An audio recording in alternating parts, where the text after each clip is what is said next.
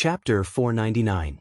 Not knowing the situation in the capital, Ning Shu felt that after such a long time, Xian Xiaotian should have given up looking for Xian Hongyu. After all, it had been almost a year. They had already reached the Western region. The Western region was just a general term. As for where the godly doctor was, no one knew. Xian Hongyu was not in a hurry. Ning Shu would ask about the godly doctor whenever he had nothing to do. Ning Shu asked Xian Hongyu, "Master, do you still want to know about Shangguan Qingro?" "Of course."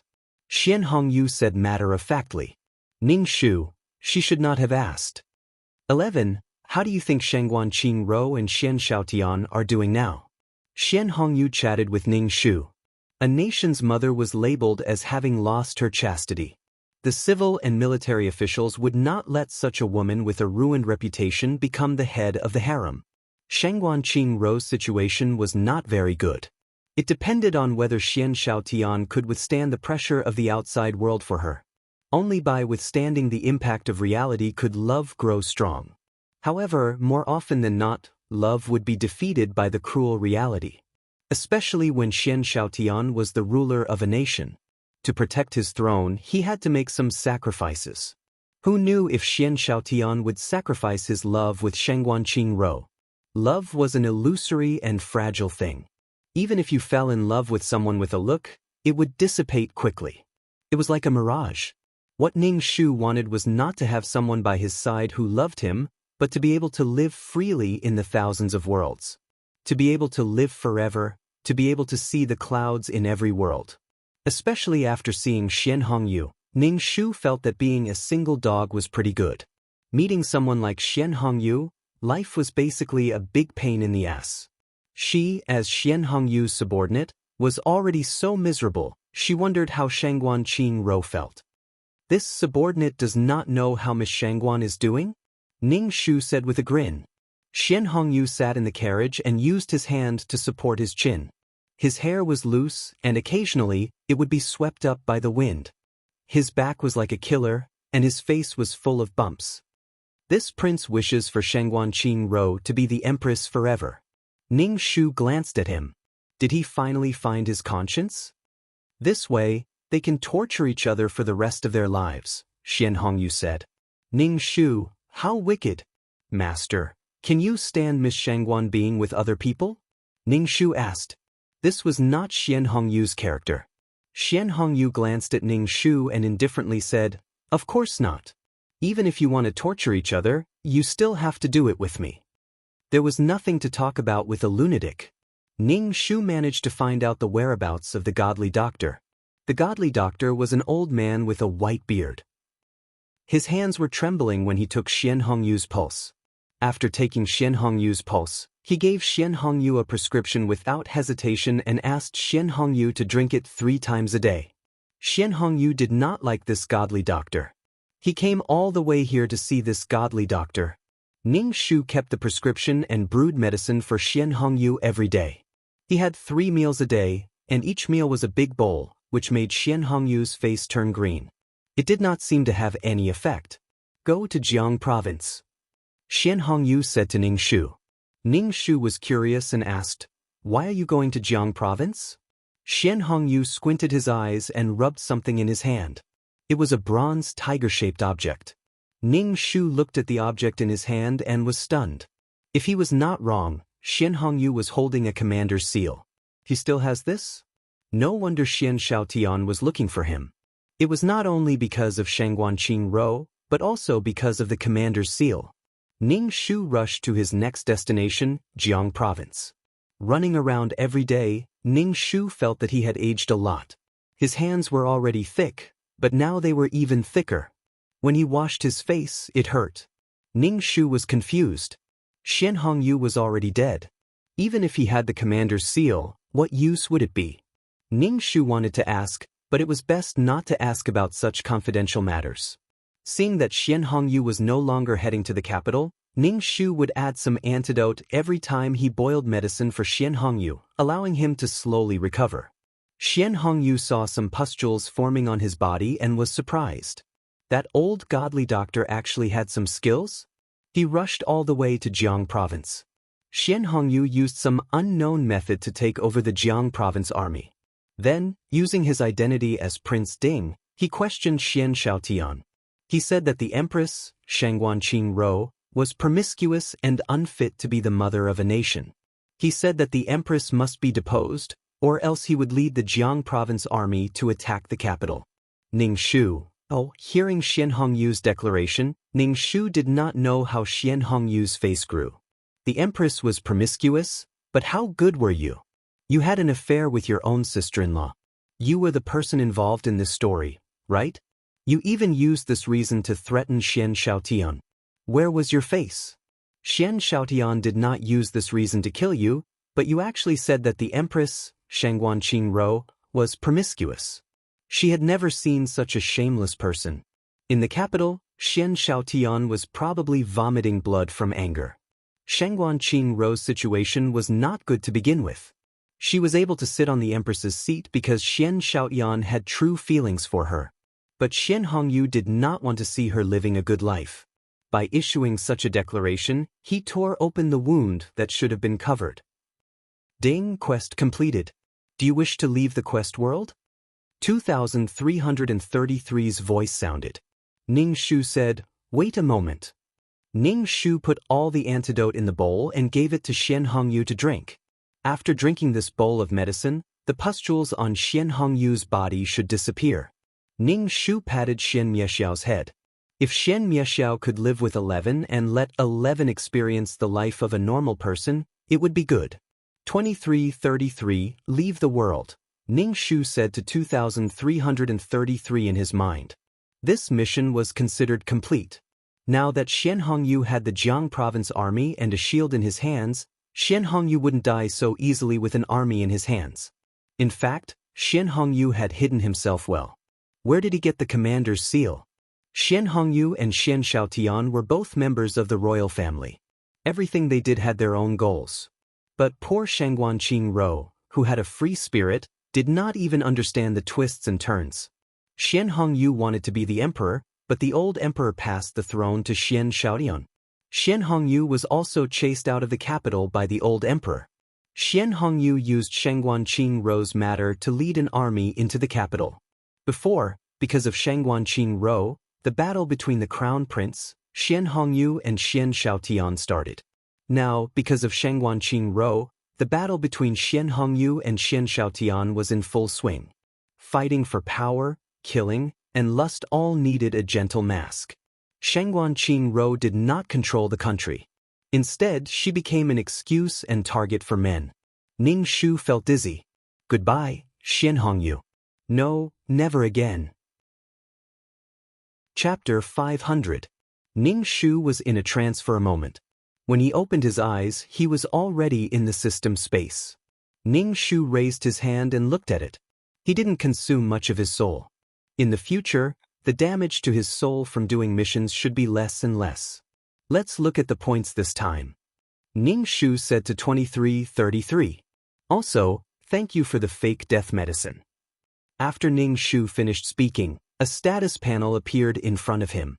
Number 23333 name, Ning Shu, beginner mission taker, age, 27 points, 650, 000/200, 000 soul, 200 HP, 60 wisdom, 115 charm, 3 luck, 34 MP, 120 force, 65 faith, 113 qualifications, 31 merit, 36 skills, 5th ring spear technique, trash fighting technique, beginner level martial arts, beginner level business management knowledge honorable title, Wargid's selfless ancestor aura, mother of the world, queen's blessing, model worker, Chen Shi's blessing, leader aura, grass blessing, best friend for life, Meow.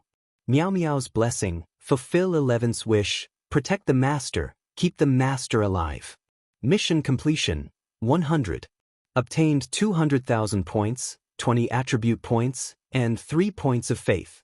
The mission points this time were average, and the difficulty of the mission wasn't that high. It only required her to ensure Xian Hongyu's life. Ning Shu's method was to drag Xian Hongyu far away if he couldn't win. It could be considered as barely completing the mission. The difference between two people and a country's strength was like an ant and an elephant. Ning Shu was very satisfied with the points. After obtaining 20 attribute points, Ning Shu added them to his wisdom, force, and luck. Ning Shu inexplicably felt that her character was very bad, and that her luck was always bad. Number 23333 Name, Ning Shu, Beginner Mission Taker. Age, 27 points, 850, 000 Soul, 200 HP, 60 Wisdom, 1155 Charm, 3 Luck, 3410 Spirit, 120 Force, 655 Faith, 14 Qualifications, 31 Merit, 36 Skills. 5th Ring Spear Technique, Trash Fighting Technique, Basic Peerless Martial Arts, Basic Business Management Knowledge. Honorary Title, Goddess of War, Selfless Ancestor Aura, Mother of the World, Queen's Blessing, Sister Model Worker, Qinshi's Blessing, Leader Aura, Grass Blessing, Lifelong Best Friend, Meow Meow Meow's Blessing. After setting up the attribute values, Ning Shu sat cross-legged on the sofa and started cultivating. After he finished cultivating, Ning Shu said, "I'll go to the virtual space to take a look." Ning Shu wanted to interact more with the other task takers. He wanted to know how the other task takers completed their missions. Ning Shu felt that it was a little difficult to complete the mission now. He was still in the same place, and he didn't have many points. If this continued, when would he become an intermediate task taker? Ning Shu stood at the entrance of the virtual space and felt a strong sense of weightlessness. When he opened his eyes, he was already in the virtual space city. Looking at the bustling city, there were mission enforcers coming and going. There were so many people, but Ning Shu didn't recognize a single person. In life, it was hard to find a confidant and a lover. If he didn't have friends and lovers, then so be it. When he had friends and lovers, everyone had different thoughts. When there was friction, he had to compromise and compromise. Ning Shu wandered around the city and looked at all kinds of items. However, the exchange requirements were different. Some required points, some required merit points, and some required faith. Ning Shu just looked around. There were many things he couldn't afford. He didn't have many points to begin with, and he still needed 3 million to become an intermediate task taker. Above the intermediate task taker, there was the advanced task taker, and above the advanced task taker, there was the super task taker. As for what was above that, with Ning Shu's shallow knowledge, he didn't know. Ning Shu wandered for a while and felt that it was a little boring. There was no one he could talk to here, and he didn't know a single person. He planned to go back, but at the corner of the street, he saw a shop. The name of the shop was Affairs Consultation Room. Ning Shu thought for a while and walked into the consultation room. There was agarwood in the consultation room. Even in his soul state, when he smelled it, he felt a cooling feeling enter his soul, calming his anxious mood. Ning Shu's nose twitched as she inhaled the fragrance of the agarwood. A man walked out. He had long silver hair that was tied up. He was very tall and had fair skin. His facial features had an unusual beauty to them. His facial features weren't very good looking, but when put together, they gave off a very beautiful feeling. He had a book in his hand. He glanced at Ning Shu and said, "Have a seat." His voice was very cold. He wasn't very enthusiastic about Ning Shu as a guest, and his attitude was indifferent. Ning Shu sat across from him. The man lowered his head and flipped through the book in his hand. He didn't raise his head and asked Ning Shu, "What do you want to ask?" "I just want to ask how I can increase my points when doing missions," Ning Shu said. She felt that she had reached a bottleneck. The man raised his head to look at Ning Shu. When he moved, his silver hair reflected the silver light. The man closed the book and said indifferently, "The client offers half of his soul power, or even more of his soul. What is it for?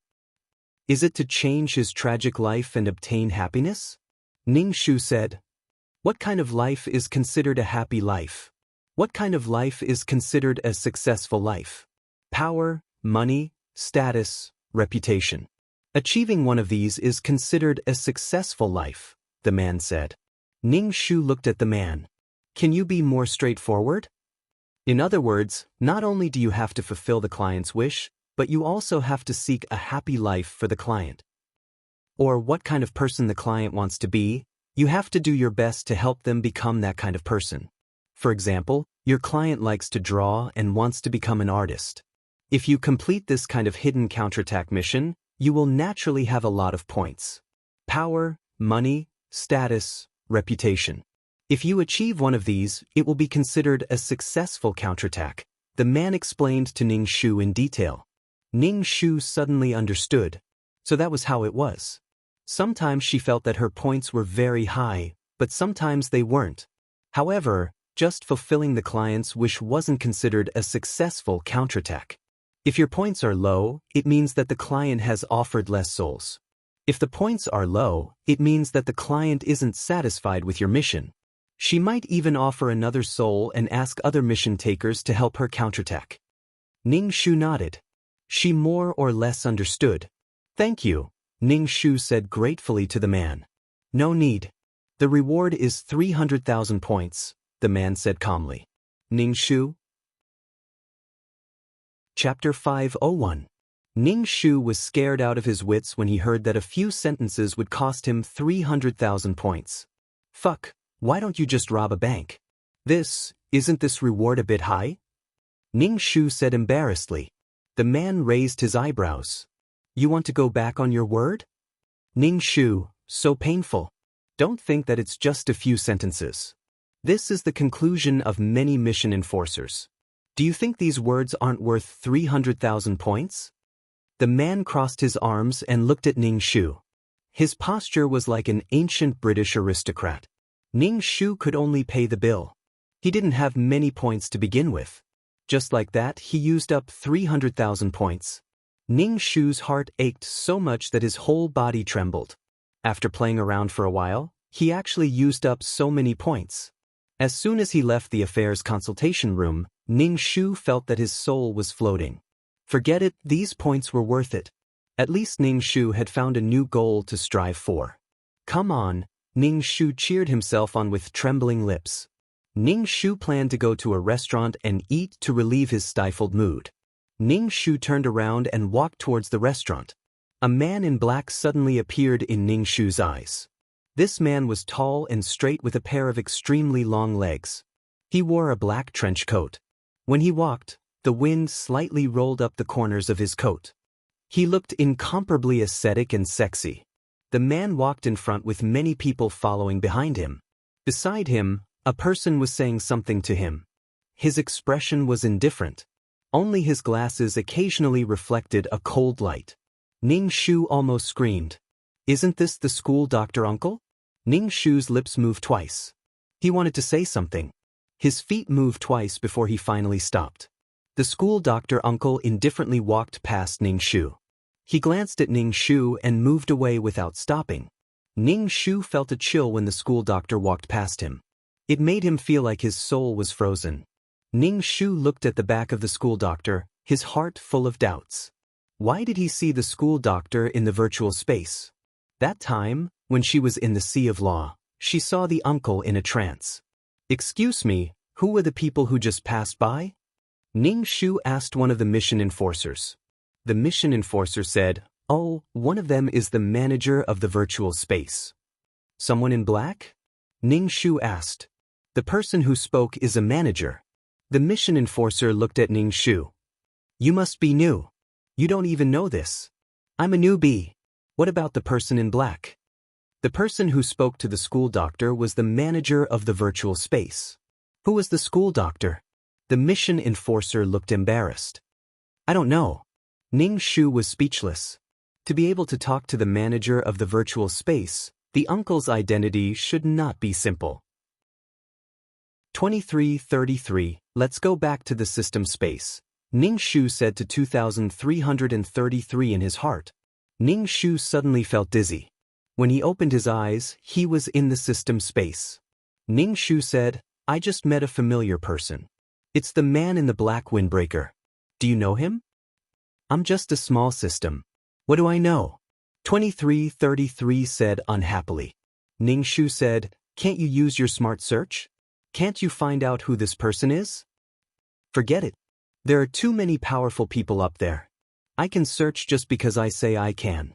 Maybe the system will catch me and I'll be reformatted, 2333 said. Ning Shu was speechless. Useless trash. Ning Shu did not bother about the school doctor uncle anymore. She could see that the school doctor uncle's identity was not simple. She and the school doctor uncle were not in the same class. The school doctor uncle did not know her. At most, he was just a familiar stranger. Ning Shu forgot about the school doctor uncle and opened the exchange shop. He exchanged for fasting pills, water, and medicine. Because of the lesson in the last world, Ning Shu exchanged for fake death medicine and realgar powder. Ning Shu wanted to exchange for an amulet. However, this amulet cost 35 merit points.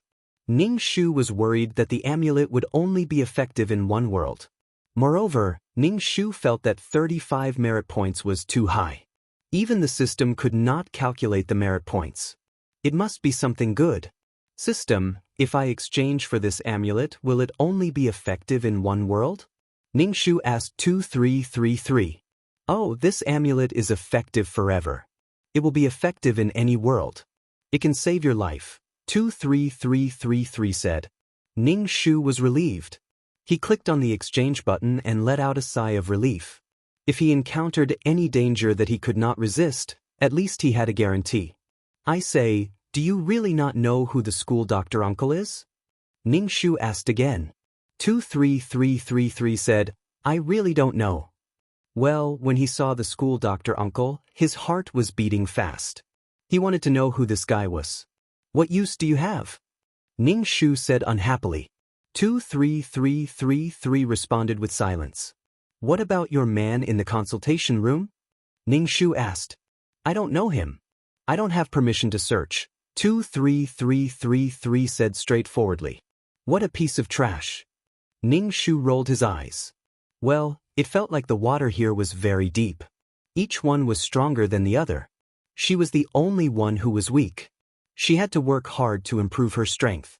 Not only for her safety, but also to stand firm in this turbulent Jianghu. Ning Shu took the watering can and watered the potted plant. Then, he took it to the bookshelf to read. After finishing the book, Ning Shu slowly placed it back on the bookshelf. Then, she ran on the treadmill for a while. The only regret was that she didn't have a body. She couldn't sweat at all, so she didn't have the pleasure of sweating profusely. After wandering around the system space for a while, touching here and there, he said to 23333, well, let's go and do the mission. 23,333's voice sounded. Ning Shu suddenly felt dizzy. After a while, when his soul and body merged, he opened his eyes. His body was very stiff. When he looked up, he found himself sleeping on the desk. Ning Shu stretched out her hand and placed it on her cervical spine. She moved her neck, which was so stiff that it made cracking sounds. Ning Shu's neck stiffened. She reached out and flipped her hand over to examine it. Then she touched her lower body. Ning Shu was speechless. Fuck, how did he become a man again? 23333, we need to talk about life. Ning Shu said to 23333. Your system is disconnected. Trying to connect to the Wi-Fi. Ning Shu rubbed his forehead. 23333, stop messing around. Your system is disconnected. Trying to connect to the Wi-Fi. It's not fun anymore. Ning Shu did not want to talk to this guy.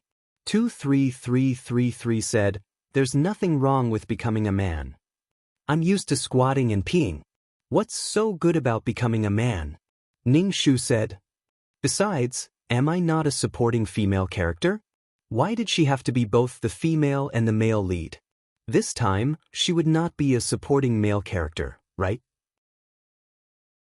Chapter 502. Ning Shu had no choice but to accept the fact that he had become a man. How many times had it been? It was already the third time.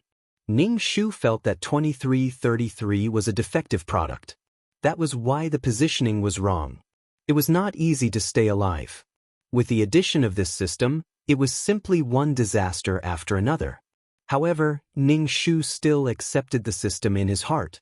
When he was at his most helpless, 2333 risked being formatted to help him.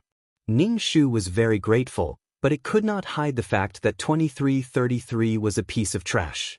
Ning Shu looked at his surroundings. He was in a small office. Through the window, he could see employees coming and going in the big office outside. Ning Shu felt very tired.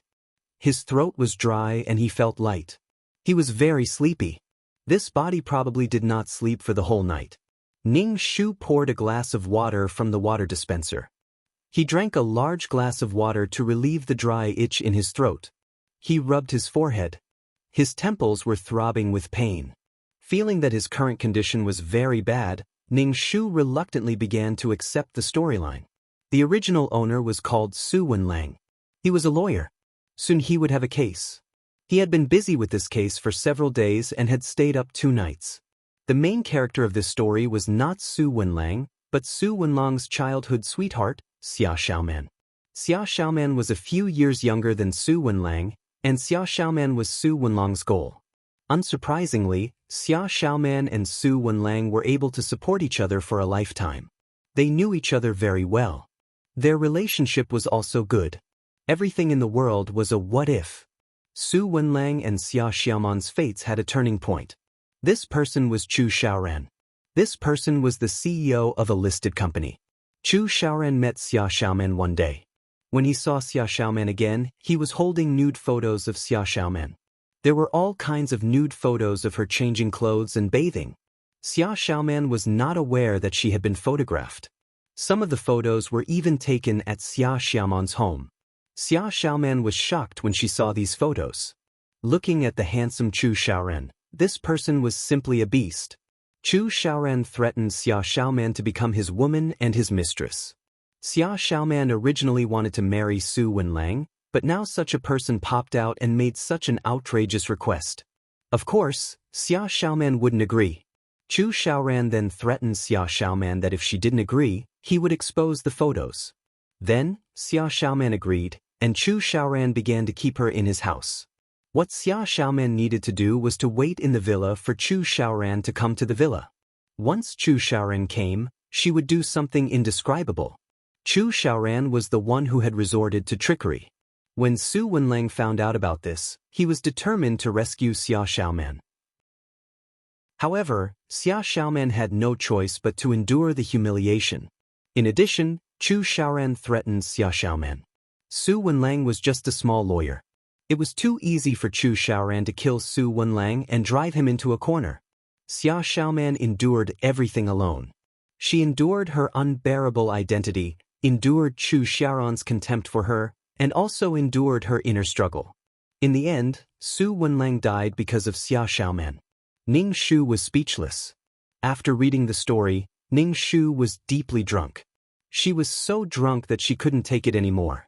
Xia Xiaoman could still fall in love with Chu Xiaoran and end up happily with him in the end. She didn't think of calling the police even though someone took nude photos of her. Hence, Chu Xiaoran got what he wanted and continued to violate her. What's the point of being a police officer? What made Ning Shu the most speechless was that Xia Xiaoman fell in love with Chu Xiaoran. A man's love passed through his stomach, while a woman's love passed through her vagina. Xia Xiaoman fell in love with the man who threatened her and almost raped her. He was a man who didn't treat her well. Because of Xia Xiaoman's death, there was no one to take care of Su Wenlang's parents at home. The Su family and the Xia family completely fell out and the Su family moved away. Xia Xiaoman and Chu Xiaoran got married. Su Wenlang's death was just a catalyst for their relationship. Su Wenlang was just a cannon fodder. Su Wenlang's years of care and love couldn't compare to Chu Xiaoran, who treated her badly. Don't talk about love. Xia Xiaoman was suffering from Stockholm Syndrome. Chu Xiaoran appeared in front of Xia Xiaoman with a despicable image. He didn't treat Xia Xiaoman well either, but he would occasionally show some warmth to Xia Xiaoman. If a person who had always been nice to you suddenly treated you badly one day, you wouldn't be able to take it and would resent and get angry. If a person treated you badly, threatened you, and forced you to do things that you didn't want to do, but if that person treated you slightly better one day, you would immediately change your opinion of that person. What a sadistic relationship. Xia Xiaoman really suffered all kinds of grievances and endured all kinds of grievances for the sake of her reputation, for the sake of not embarrassing her parents, and for the sake of her childhood sweetheart's future. Regarding this, Ning Shu could only use the word cheap to describe it. Xia Xiaoman could have used other methods to protect herself. Besides, Su Wenlang was a lawyer. Her actions would only give Chu Xiaoran a chance to hurt her. Would it kill him to call the police? Oh, it was as if the CEO was omnipotent. This was a requirement of the plot. Why did Chu Xiaoran and Xia Xiaoman have to be related to each other through such things? Chu Xiaoran was also crazy. Why did he have to use such a method? Even if he wanted to steal her, he didn't have to use such a method. Did the CEO seem high and mighty just because he took advantage of her?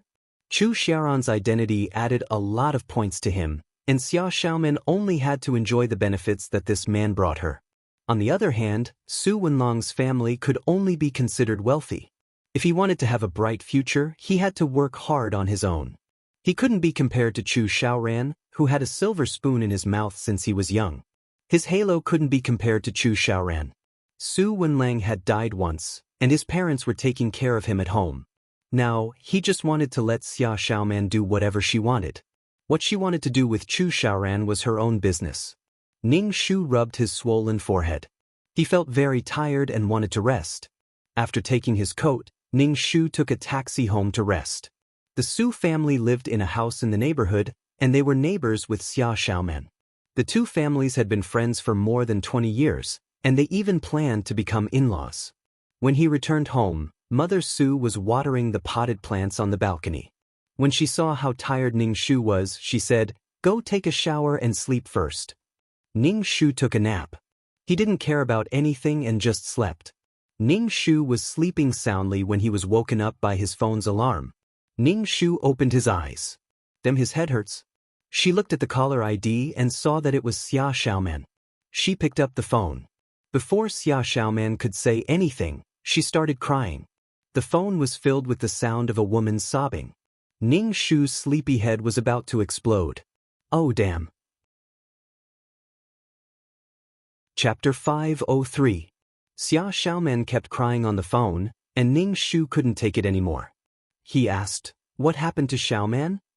"Brother Wenlang, Brother Wenlang." Xia Xiaoman kept crying and calling Ning Shu's name, but she didn't say anything. Finally, Xia Xiaoman calmed down a little and arranged to meet Ning Shu at a coffee shop. Her house was opposite, and they agreed to meet at a coffee shop. He wanted to say no, but Xia Xiaoman kept crying and called him again after hanging up. Ning Shu could only get up from the bed, put on his clothes and prepared to leave. Mother Su was cooking when she saw that Ning Shu was about to go out again. "You just rested for a while, why are you going out again?" Ning Shu took his suit jacket and changed his shoes at the entrance. He said, "I have something to deal with. Don't work too hard, take care of your body and spend more time with Xiaoman. Why haven't I seen Xiaoman recently? Don't neglect her because of work." "Xiaoman isn't a vain child," Mother Su said. Mother Su thought that her son was working so hard for Xiaoman, who lived opposite them. Ning Shu grinned and didn't say anything. He went out. When he arrived at the coffee shop, Ning Shu saw Xia Xiaoman sitting near the window. Xia Xiaoman was wearing long sleeves, and her long hair was draped over her shoulders. Ning Shu walked over and pulled out a chair and sat opposite Xia Xiaoman. He looked at Xia Xiaoman, and her eyes were slightly red. Xia Xiaoman looked pure and innocent, and Xia Xiaoman was a well-protected and obedient girl. No wonder Chu Xiaoran liked her. She was different from the flirtatious sluts outside. But now, she looked like the female lead of a torturing novel. He didn't know how Chu Xiaoran could bear to do it. It seemed that every time they had sex, it was half-forced. "Brother Wenlang." Xia Xiaoman looked at Ning Shu, and her tears fell. Her eyes were red. Ning Shu took a tissue from the table and handed it to Xia Xiaoman. He said, "Don't cry, wipe your tears." Xia Xiaoman took the tissue and wiped her tears. She looked like she had lost all hope. She looked at Ning Shu with guilt and uneasiness. Her eyes were filled with confusion, pain, and a trace of hatred. Ning Shu took a sip of coffee, and her mind finally cleared up a little. Seeing Xia Xiaoman's twisted face, she sighed in her heart and said, "What happened?" Xia Xiaoman looked at Ning Shu, covered her mouth and cried. She sobbed, "Brother Wenlang, Brother Wenlang." Ning Shu rubbed her swollen forehead. "Why are you crying?" Ning Shu chanted the clear heart mantra in her heart. Xia Xiaoman felt that she had suffered a lot. It was so painful. Xiaoman, I've stayed up 2 nights. I'm very tired. Don't cry. Tell me what happened. Ning Shu took another sip of coffee. Xia Xiaoman immediately stopped crying. She said to Ning Shu worriedly, Brother Wenling, you have to take care of your body. Don't work so hard. Ning Shu nodded. She had already finished a cup of coffee and ordered another one.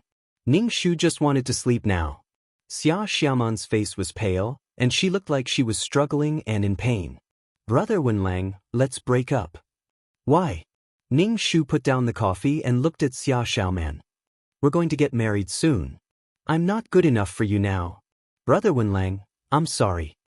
Xia Xiaoman was disheartened. Ning Shu saw mottled marks on Xia Xiaoman's collar. The hickeys were a little bruised, and he could see how hard Chu Xiaoran was. Fortunately, it wasn't so exaggerated that Xia Xiaoman couldn't get out of bed. Su Wenlang worked hard day and night for the future of the two of them. He worked hard so that Xia Xiaoman could live a comfortable life after marrying him and live a happy life as Mrs. Su. He worked hard for his and Xia Xiaoman's future. However, Xia Xiaoman was already lying under another man. Even when such a thing happened, Xia Xiaoman didn't discuss it with Su Wenlang. She took on the tragic feeling of feeding the wolf with her body. She even felt that she had sacrificed herself for everyone. She was drunk. What happened, Xiaoman? I still have a case to deal with. Are you serious about breaking up? Ning Shu raised his wrist and looked at it. Xia Xiaoman took a deep breath. Brother Wenlang, don't ask me what happened. I don't want to talk about it. I hate myself. Brother Wenlang, you'll meet a good girl. Ning Shu nodded. If this is your wish, I promise you. Xia Xiaoman's face was full of tears. She looked at Ning Shu with teary eyes. Brother Wenlang, I hope you'll be happy. Ning Shu nodded. It was ironic. Every time Xia Xiaoman was hurt, she would cry to Su Wenlang. Su Wenlang was so anxious that his heart was in a pot of oil. He would risk his life to save Xia Xiaoman from Chu Xiaoran. However, Xia Xiaoman would stop Su Wenlang, saying that Chu Xiaoran was too powerful and she couldn't win against him. He didn't know if it was because of this reason or because Xia Xiaoman couldn't bear to leave Chu Xiaoran. Xia Xiaoman had Stockholm's disease. She developed feelings for the person who hurt her and didn't want to face the problem. She avoided, forgot, and felt pain for the things that hurt her. In the end, they could still be happy together. It was just a tremor. Love was a beautiful and hazy thing. If this was love, Ning Shu could only say that this kind of twisted love wasn't beautiful at all. It wasn't desirable at all. Su Wenlang respected Xia Xiaoman, and the most intimate thing he did was kiss her. He hadn't done anything out of line for so many years. The person whom he had protected for so many years was taken away by a wolf. Su Wenlang hated Chu Xiaoran very much, and he was also angry and disgusted with Xia Xiaoman.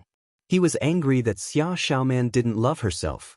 No amount of excuses could cover up Xia Xiaoman's foolishness and frivolity. There were clearly many ways to solve the problem, but she chose the stupidest way. What made Su Wenlang even more disgusted was that Xia Xiaoman fell in love with Chu Xiaoran. Chu Xiaoran treated her like this and humiliated her. She fell in love with Chu Xiaoran and even said that she had always treated him as her brother. When she was with Su Wenlang, her heart was very calm. She didn't feel the same as when she was with Chu Xiaoran. To hell with your heartbeat. You're addicted to being abused. Su Wenlang's wish was to take revenge on Chu Xiaoran. As for Xia Xiaoman, Su Wenlang didn't feel anything in his heart. He didn't want to redeem anything, nor did he want to see her happy. Hence, now that Xia Xiaoman proposed to break up with him, Ning Shu agreed without hesitation. He didn't want to snatch a woman from another man. The most important thing was that he didn't want to be a trash can. A trash can that would listen to Xia Xiaoman's cries whenever he was called. A trash can that hated Xia Xiaoman so much that he couldn't voice out his grievances. If there was a misunderstanding, he would rather die than say anything. Xia Xiaoman looked for Su Wenlang and cried. After crying, she returned to Chu Xiaoran's side and endured the humiliation in her heart to do what a mistress should do. Chapter 504. Ning Shu was not in a good mood to begin with. Now that she heard Xia Xiaoman's sobbing and crying, she had been talking about breaking up for almost half an hour. Xia Xiaoman had been crying all this time. It was the kind of silent crying that made her feel suffocated. Brother Wenlang. Xia Xiaoman forced a smile on Ning Shu's face. I hope Brother Wenlang can find his own happiness. Please forget about me. Ning Shu replied. Xia Xiaoman's face stiffened. But when she thought of the overbearing and evil Chu Xiaoran and his ability to do whatever he wanted, she had to make Brother Wenlang leave her for his future. Brother Wenlang, I'll leave first. Xia Xiaoman stood up and stared at Ning Shu. She smiled sadly. Brother Wenlang. Xia Xiaoman did not seem to know what to say and turned to leave. Her back was filled with sadness. Step by step, she seemed to have exhausted all her mental and physical strength to walk towards an unknown future. Ning Shu finished the coffee in his cup and planned to go back to sleep.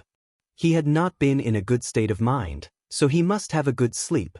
Ning Shu had a general direction in his heart for the mission. He would not go head-to-head with Chu Xiaoran. He was now at a disadvantage and did not have the ability to fight with Chu Xiaoran, so everything had to be done slowly. If it was so easy, the client would not have offered her soul and wanted to turn the tide of life. Not only did she want to avenge Su Wenlang, she also wanted to live a brand new future for him. Ning Shu returned home and slept. After a good night's sleep, he first practiced a peerless martial arts. After all, the original owner was stabbed to death. It was best to have some martial arts to defend himself. In the modern era, it was basically useless to practice martial arts. It was good to be able to strengthen his body and make his body more agile. The sky was already dark. Ning Shu stopped practicing and went to the kitchen to find something to eat. There was some food in the pot that Mother Su had left for Ning Shu. After eating some dinner, he began to read the information of the original owner, Su Wenling. Ning Shu had never been a lawyer. Fortunately, the original owner had done a lot of homework. He followed the order of defense and even made notes of possible situations. His mind was filled with legal provisions. Ning Shu had to flip through the legal book according to the legal provisions on the document. This case was relatively big. It was a copyright infringement lawsuit between two large companies. The law firm allowed Su Wenlang to represent them because of his outstanding ability. Su Wenlang had racked his brains for this case. Now that he was looking at such a thick document, Ning Shu was also nervous. He calmed himself down. In this world, he was a lawyer and he was going to become a famous lawyer. Therefore, a mission enforcer had to be multi-talented. Most importantly, they had to have an intelligent brain. More and more, they felt that intelligence was too important. Intelligence and martial prowess, both legs must be in the same place in order to walk steadily and quickly. Ning Shu recited these plans in his mouth. The original owner's mind was filled with ideas, so he only needed to sort them out. However, Ning Shu's mind was empty, so he had to memorize these plans. He could only cram for them at the last minute. Fortunately, there were still a few days before the court session. This gave Ning Shu enough time to prepare. Ning Shu was still memorizing the provisions when his phone rang. He took the phone and looked at it. Ning Shu raised his eyebrows. It was Xia Xiaoman again. It was already midnight. Why was she calling? Ning Shu picked up the phone and said hello. Xia Xiaoman didn't say anything. She was sobbing. It seemed like she was covering her mouth and crying. Ning Shu pinched the bridge of his nose. If he remembered correctly, didn't they break up during the day? Although they broke up, Xia Xiaoman still relied on the original owner. After all, they had been together for so many years. There was no way to get rid of it all at once. She subconsciously called Ning Shu and thought of the original owner when she was wronged and hurt. She would cry to her whenever she was in trouble. However, when it came to such a big matter, she acted on her own and didn't discuss it with Su Wenlang. What did she think Su Wenlang was? When Su Wenlang found out, Xia Xiaoman had already given herself to Chu Xiaoran. Xia Xiaoman was also extremely daring. She had concealed such a big matter. Xia Xiaoman actually didn't tell Su Wenlang about their relationship for so many years. Moreover, they were going to get married. Just based on this point, Ning Shu didn't have a good impression of Xia Xiaoman. Xia Xiaoman still felt that she had sacrificed a lot and made a lot of sacrifices. She was simply compromising. What's the matter? Ning Shu asked indifferently. Xia Xiaoman still didn't say anything.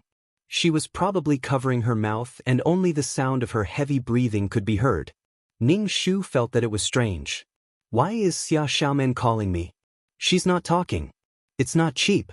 Ning Shu was about to hang up the phone when he heard a low and magnetic voice. Xia Xiaoman, what are you doing hiding inside? Then, Xia Xiaoman hung up the phone. She seemed to be very scared. That voice should be Chu Xiaoran. It could only be said that between Chu Xiaoran and Xia Xiaoman, one was willing to take the hit and the other was willing to take the hit. Ning Shu didn't care about Xia Xiaoman's matter anymore. He was busy with his lawsuit. After finishing this lawsuit, Ning Shu had new arrangements. A few days were enough for Ning Shu to memorize these things. When the court started, Ning Shu put on his lawyer's uniform and walked into the court under the encouragement of the law firm's boss. The atmosphere in the court was serious and tense. Ning Shu's heart suddenly became nervous. He silently chanted the heart-calming mantra in his heart to suppress the nervousness in his heart. Ning Shu and the other party's defense lawyer went back and forth. Ning Shu had never been a lawyer before. For a moment, he was suppressed by the other party and became more and more anxious.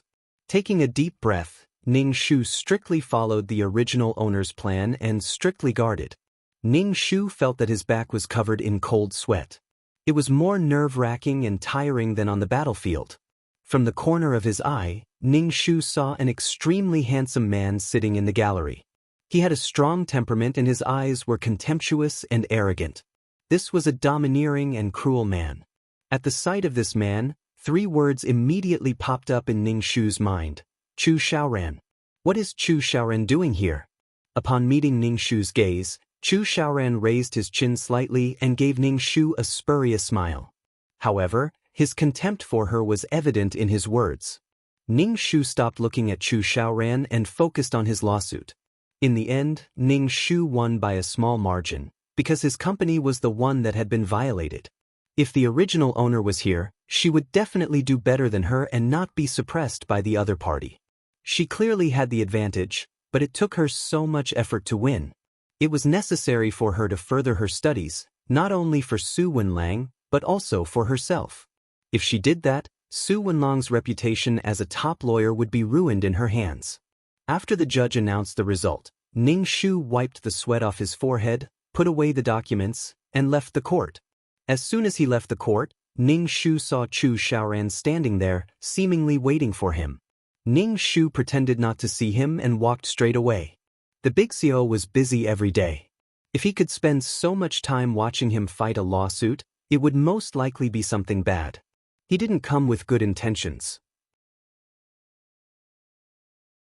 Chapter 505. Lawyer Su. Chu Xiaoran stopped Ning Shu, who was walking past him without looking sideways.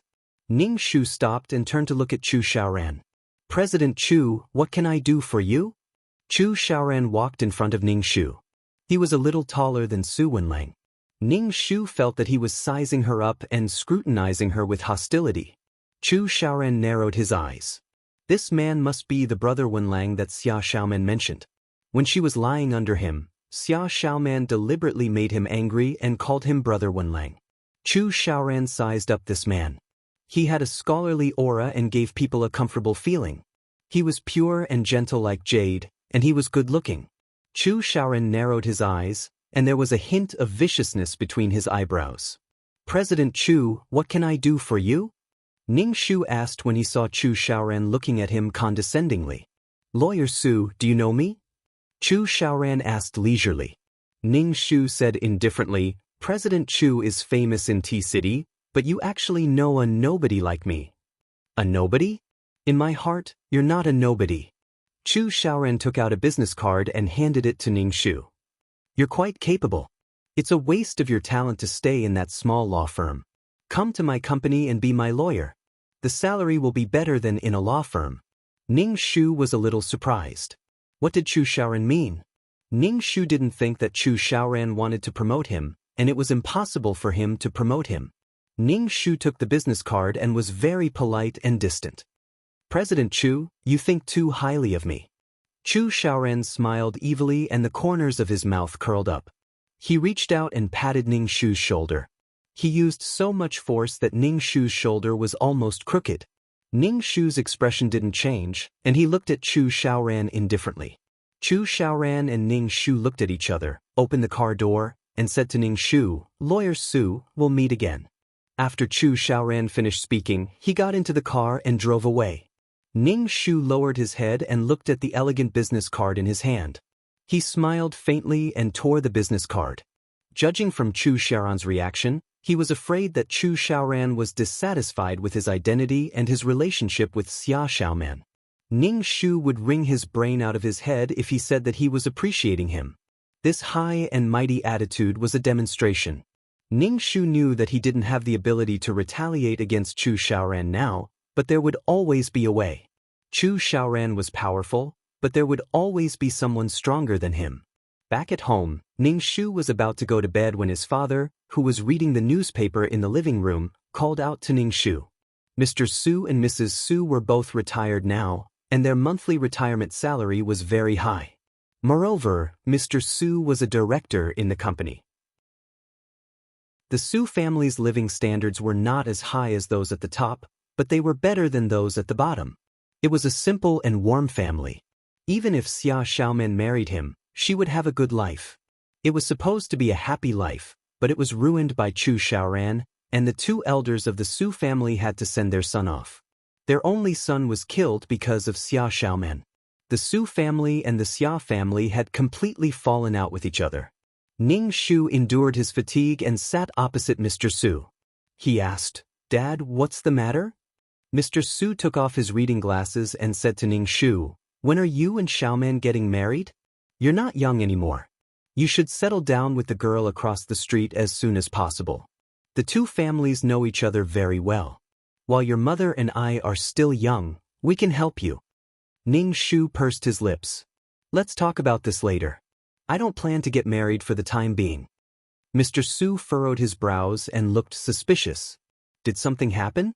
Did something happen to the girl next door? "Dad, it's nothing. I'm just a little tired. I'm going to rest first." Ning Shu pinched his eyebrows, feeling mentally and physically exhausted. "I just fought a lawsuit. I'm a little tired." "Then go and rest." Mr. Su hurriedly said, "Take a shower and have a good sleep." Ning Shu picked up his clothes and went back to his room. After washing up, he sat cross-legged on the bed and began to cultivate the ultimate martial arts. Just as he entered the state, he was interrupted by his phone ringing. Ning Shu was a little annoyed. There was an irrepressible anger in his heart. He silently recited the clear heart mantra to calm himself down. He picked up his phone and saw that it was Xia Xiaoman again. Ning Shu hung up without hesitation and turned off his phone. It was so annoying. She called him every 2 to 3 days. Did it look like they had broken up? It was annoying to hear her sobbing. With his cultivation interrupted, Ning Shu went straight to sleep. It was not easy to cultivate in the modern world. There was a lack of spiritual energy and it was basically impossible to cultivate internal force. There was also the suppression of the laws of heaven and earth. Ning Shu had just fallen asleep when someone knocked on the door again. In a daze, Ning Shu heard Xia Xiaoman's voice outside. "Brother Wenlang." Ning Shu felt like he was dreaming. But the knocking lasted for a long time. Ning Shu had no choice but to get out of bed. He had never been so desperate to sleep in a world. Why was it so annoying? Ning Shu opened the door and saw an anxious Xia Xiaoman. She was so anxious that her forehead was sweating. It looked like something serious had happened. "Brother Wenlang, I have something to tell you. Let's talk outside." Xia Xiaoman reflexively wanted to pull Ning Shu's hand and go outside. But when she remembered that they had broken up, she retracted her hand. "Brother Wenling, I have something important to tell you." Xia Xiaoman looked anxious. She was afraid that Ning Shu would not go out with her. She looked at Ning Shu with pleading eyes. Ning Shu could only go out with Xia Xiaoman. When they reached the park in the neighborhood, Xia Xiaoman said anxiously to Ning Shu, "Brother Wenlang, did you meet Chu Xiaoran? Don't believe him. He is a devil who eats people whole. Don't be fooled by him. It turned out that Xia Xiaoman had such an image of Chu Xiaoran in her heart at the beginning. But in the end she fell in love with this devil. Xia Xiaoman saw that Ning Shu was silent and said anxiously, "Brother Wenling, trust me. Don't have any contact with Chu Xiaoran." "You know Chu Xiaoran?" Ning Shu looked at her. At this time, Xia Xiaoman still had not told him the truth. Now she was saying that it was for his good. Ning Shu simply did not know what to say. Xia Xiaoman's expression froze and she looked a little embarrassed. Ning Shu said, "Brother Wenlang, trust me. I won't harm you." Xia Xiaoman was a little embarrassed. Was she going to tell Brother Wenlang that she was dirty and embarrassed now? Was she going to tell him that she was someone's mistress? She was a mistress who was always at someone's beck and call?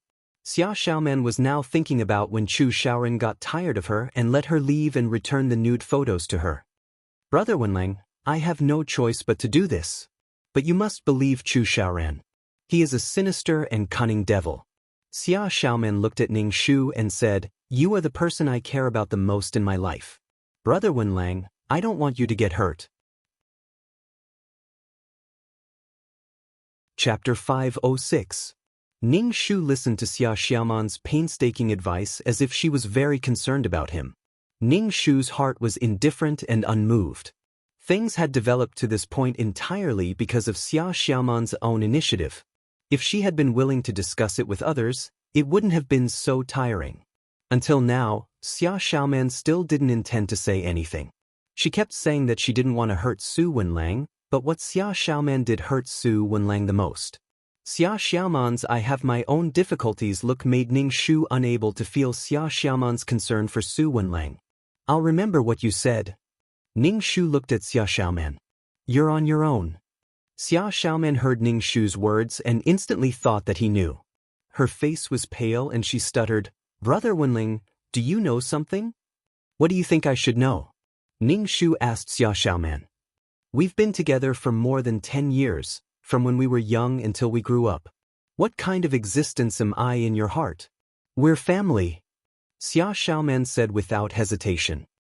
"I can do anything to protect you, Brother Wenlang." "Family? This is similar to how I've always treated you as my brother." In other words, Xia Xiaoman subconsciously kicked Su Wenlang out of the circle of love. There could be friendship and family, but not love. Ning Shu grinned. "I'll tell my parents that we broke up. Brother Wenlang." Xia Xiaoman's lips trembled. As long as you're happy. As long as the people she cared about were happy, Xia Xiaoman felt that everything she endured was worth it. The two of them were speechless. Xia Xiaoman walked in front and entered the Xia family's house. Ning Shu entered the Su family's house opposite. Xia Xiaoman turned to look at Ning Shu's back and felt that he was a stranger. She pursed her lips. As long as he was happy, it was fine. Xia Xiaoman felt very guilty towards Su Wenlang. She had let Su Wenlang down. She had let Su Wenlang down. She had let Su Wenlang down. She had let Su Wenlang down. She had let Su Wenlang down. The image of Chu Xiaoran appeared in Xia Xiaoman's mind. He had an aura that could destroy the heavens and the earth. He had destroyed her everything and caused her to fall into hell. Xia Xiaoman hated Chu Xiaoran in her heart. Why did it have to be her? Why did Chu Xiaoran choose her? Why did this king-like man choose an ordinary person like her? Ning Shu walked into the house and said to the Su couple, "Dad, Mom, I've broken up with Xia Xiaoman. I won't get married." The Su couple was stunned and didn't react for a long time. It was Mrs. Su who asked first, "What happened? Why did you break up?" "I just feel that we're not suitable for each other, so I can only break up," Ning Shu said indifferently. This time, he might as well completely break up with Xia Xiaoman. It was very annoying to always be entangled with her. Moreover, Chu Xiaoran would also deal with him. He didn't have the ability to deal with Chu Xiaoran now. Isn't this nonsense? It's so childish. You two live opposite each other and see each other frequently. Isn't this too awkward? Everyone in the neighborhood knows that you two are getting married. Now that you're saying that you're not getting married, what face does the Su family have left? You've lost your friendship with your neighbor for more than 20 years. Mr. Su frowned. You grew up with the girl next door. You know her very well. Why did you break up with her? Ning Shu's lips moved. Just as he was about to say something, the doorbell rang and Mrs. Su went to open the door. Xia Xiaoman's mother was the one who knocked on the door. She dragged the pale-faced Xia Xiaoman into the living room and questioned Ning Shu angrily. Wenlang, what did you do? Why did you break up with Xiaoman? Xia Xiaoman felt extremely guilty.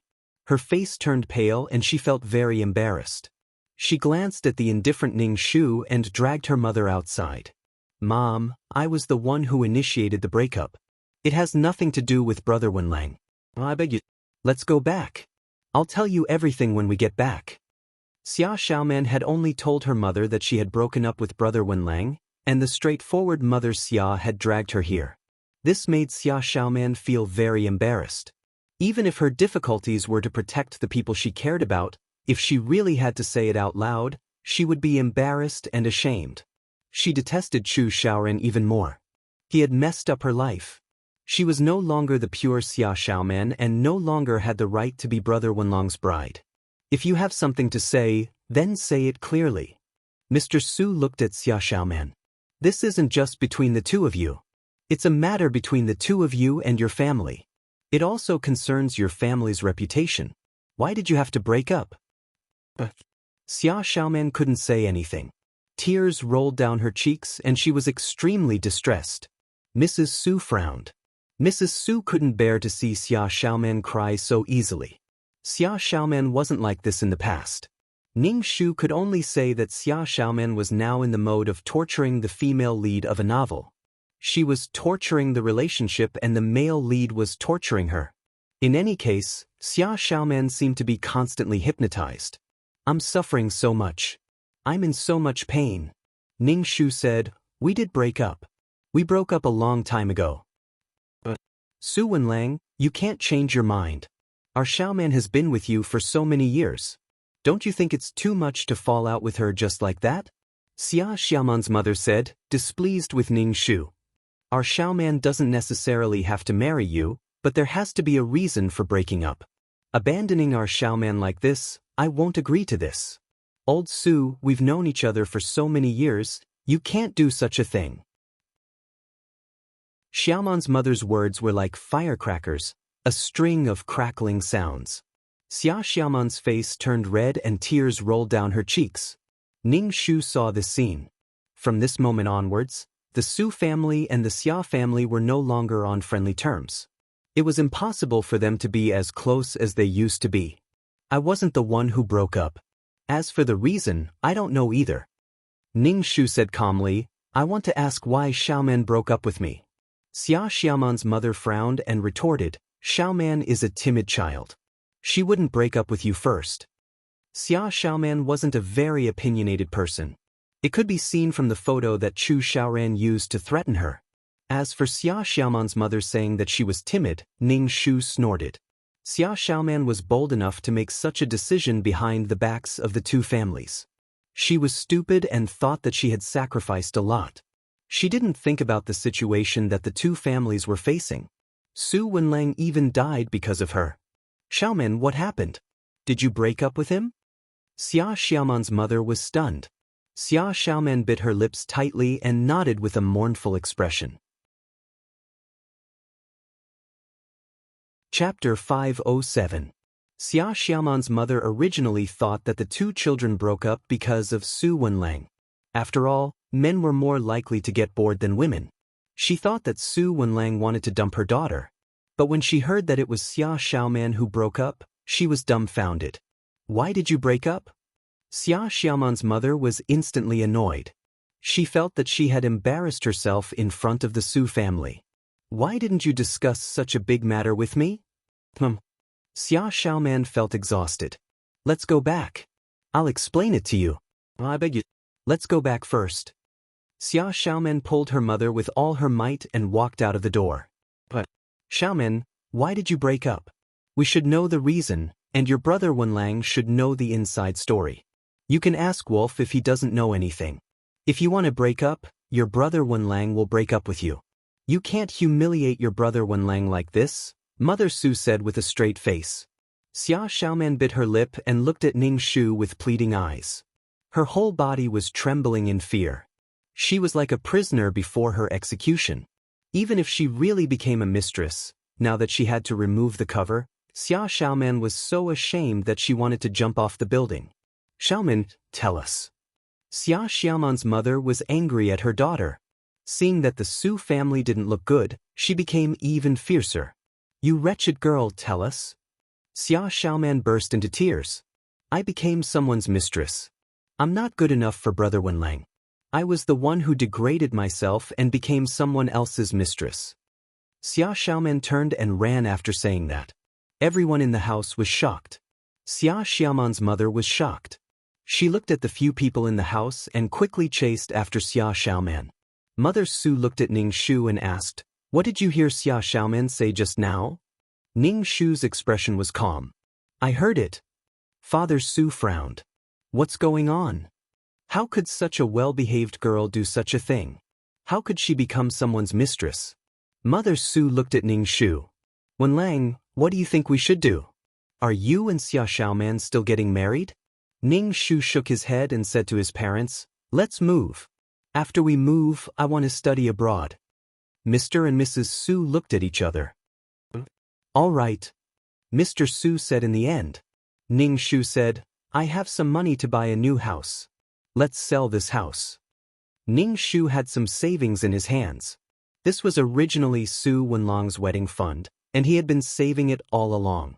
Mr. Su's parents were afraid that their son would be sad, so it was better for him to leave this sad place. Mr. Su said, Keep your money. Go abroad if you want. Mother Su sighed. How did things turn out like this? Ning Shu asked, Who is she working for? I don't know.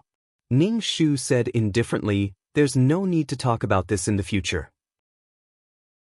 Xia Xiaoman and I will not get married. We don't want such a girl who doesn't love herself, Mr. Su said coldly. What can't she solve? Why does she have to be someone's mistress? Ning Shu returned to his room, took a shower, and slept. When he woke up, he began to memorize the law. She had to go abroad. Firstly, it was to study and seek better development.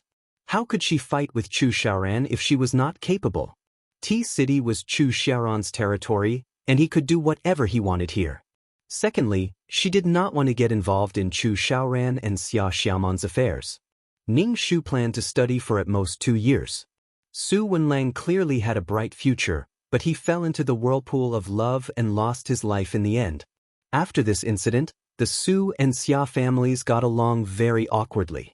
Even if they met each other when they went out, they would not speak. The two families used to be very close. They would inform each other about any activities. Sometimes, they would go to each other's house for dinner. Sometimes, they would go to each other's house for dinner. But now, they did not even speak. In the end, Xia Xiaoman's mother pulled Mrs. Su back. Her face was red with shame as she said, Wenlong's mother, can you not tell anyone about Xiaoman? She had no choice. Mrs. Su said, We won't talk about this kind of thing. It's just that your Xiaoman didn't seem like a child who would do such a thing. Xia Xiaoman's mother's face twitched. With a helpless and sorrowful expression, she said, She also has her own difficulties. That man has hers. That bastard didn't threaten Xiaoman on her own accord.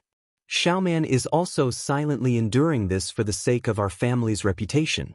I know that Xiaoman is no longer worthy of your family's Wenlang, but don't tell anyone about this. Mrs. Su frowned. Why didn't she tell us about such a big matter? She decided on her own. That man committed a crime, and she agreed? Mrs. Su's face twitched. In the end, she said, Don't worry, I won't tell anyone. Mrs. Su just wanted to move out as soon as possible and leave this troublesome place. Mrs. Su went back and told Mr. Su about this. Mr. Su said bluntly, That man is rich and good-looking. If he was an old man, Xia Xiaoman probably wouldn't have agreed to it. How could she have compromised so easily? Mrs. Su was speechless. Ning Shu heard Mr. Su's words as soon as he came out of the room. Perhaps Xia Xiaoman subconsciously agreed to it, but she still had to pretend that she was coerced to hide some of her thoughts. Seeing Ning Shu come out, Mr. Su changed the topic.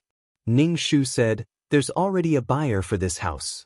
When do you plan to go abroad? I'll go abroad after the new house is bought and you've settled down. Ning Shu had to settle down the two elders of the Su family before he could go abroad with peace of mind. Ning Shu couldn't guarantee that Chu Xiaoran wouldn't do anything to the two elders of the Su family.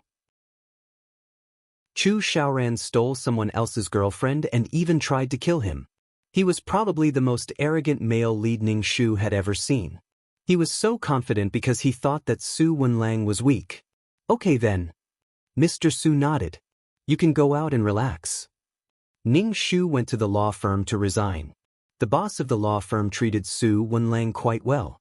The reason why Su Wenlang could fight his way to become a top lawyer was partly because of his own ability and partly because the boss treated him well. Before Ning Shu could say anything, the boss looked at him with a complicated expression and asked, Wenlang, did you offend someone recently? Ning Shu narrowed his eyes. No, President Gu. Did something happen? Oh, why are you looking for me? Ning Shu asked. Ning Shu said, I'm here to resign. I plan to study abroad for a while. Okay, I agree. But even if you don't resign, I might have to fire you. Someone is pressuring me. Sigh, it's good to go abroad, Ning Shu said. Chapter 508. When Ning Shu heard the boss of the law firm, he instantly knew that Chu Xiaoran was the one who did it. He was using his power to oppress others. He wondered if Xia Xiaoman had done something that made Chu Xiaoran angry, causing him to act against her so quickly.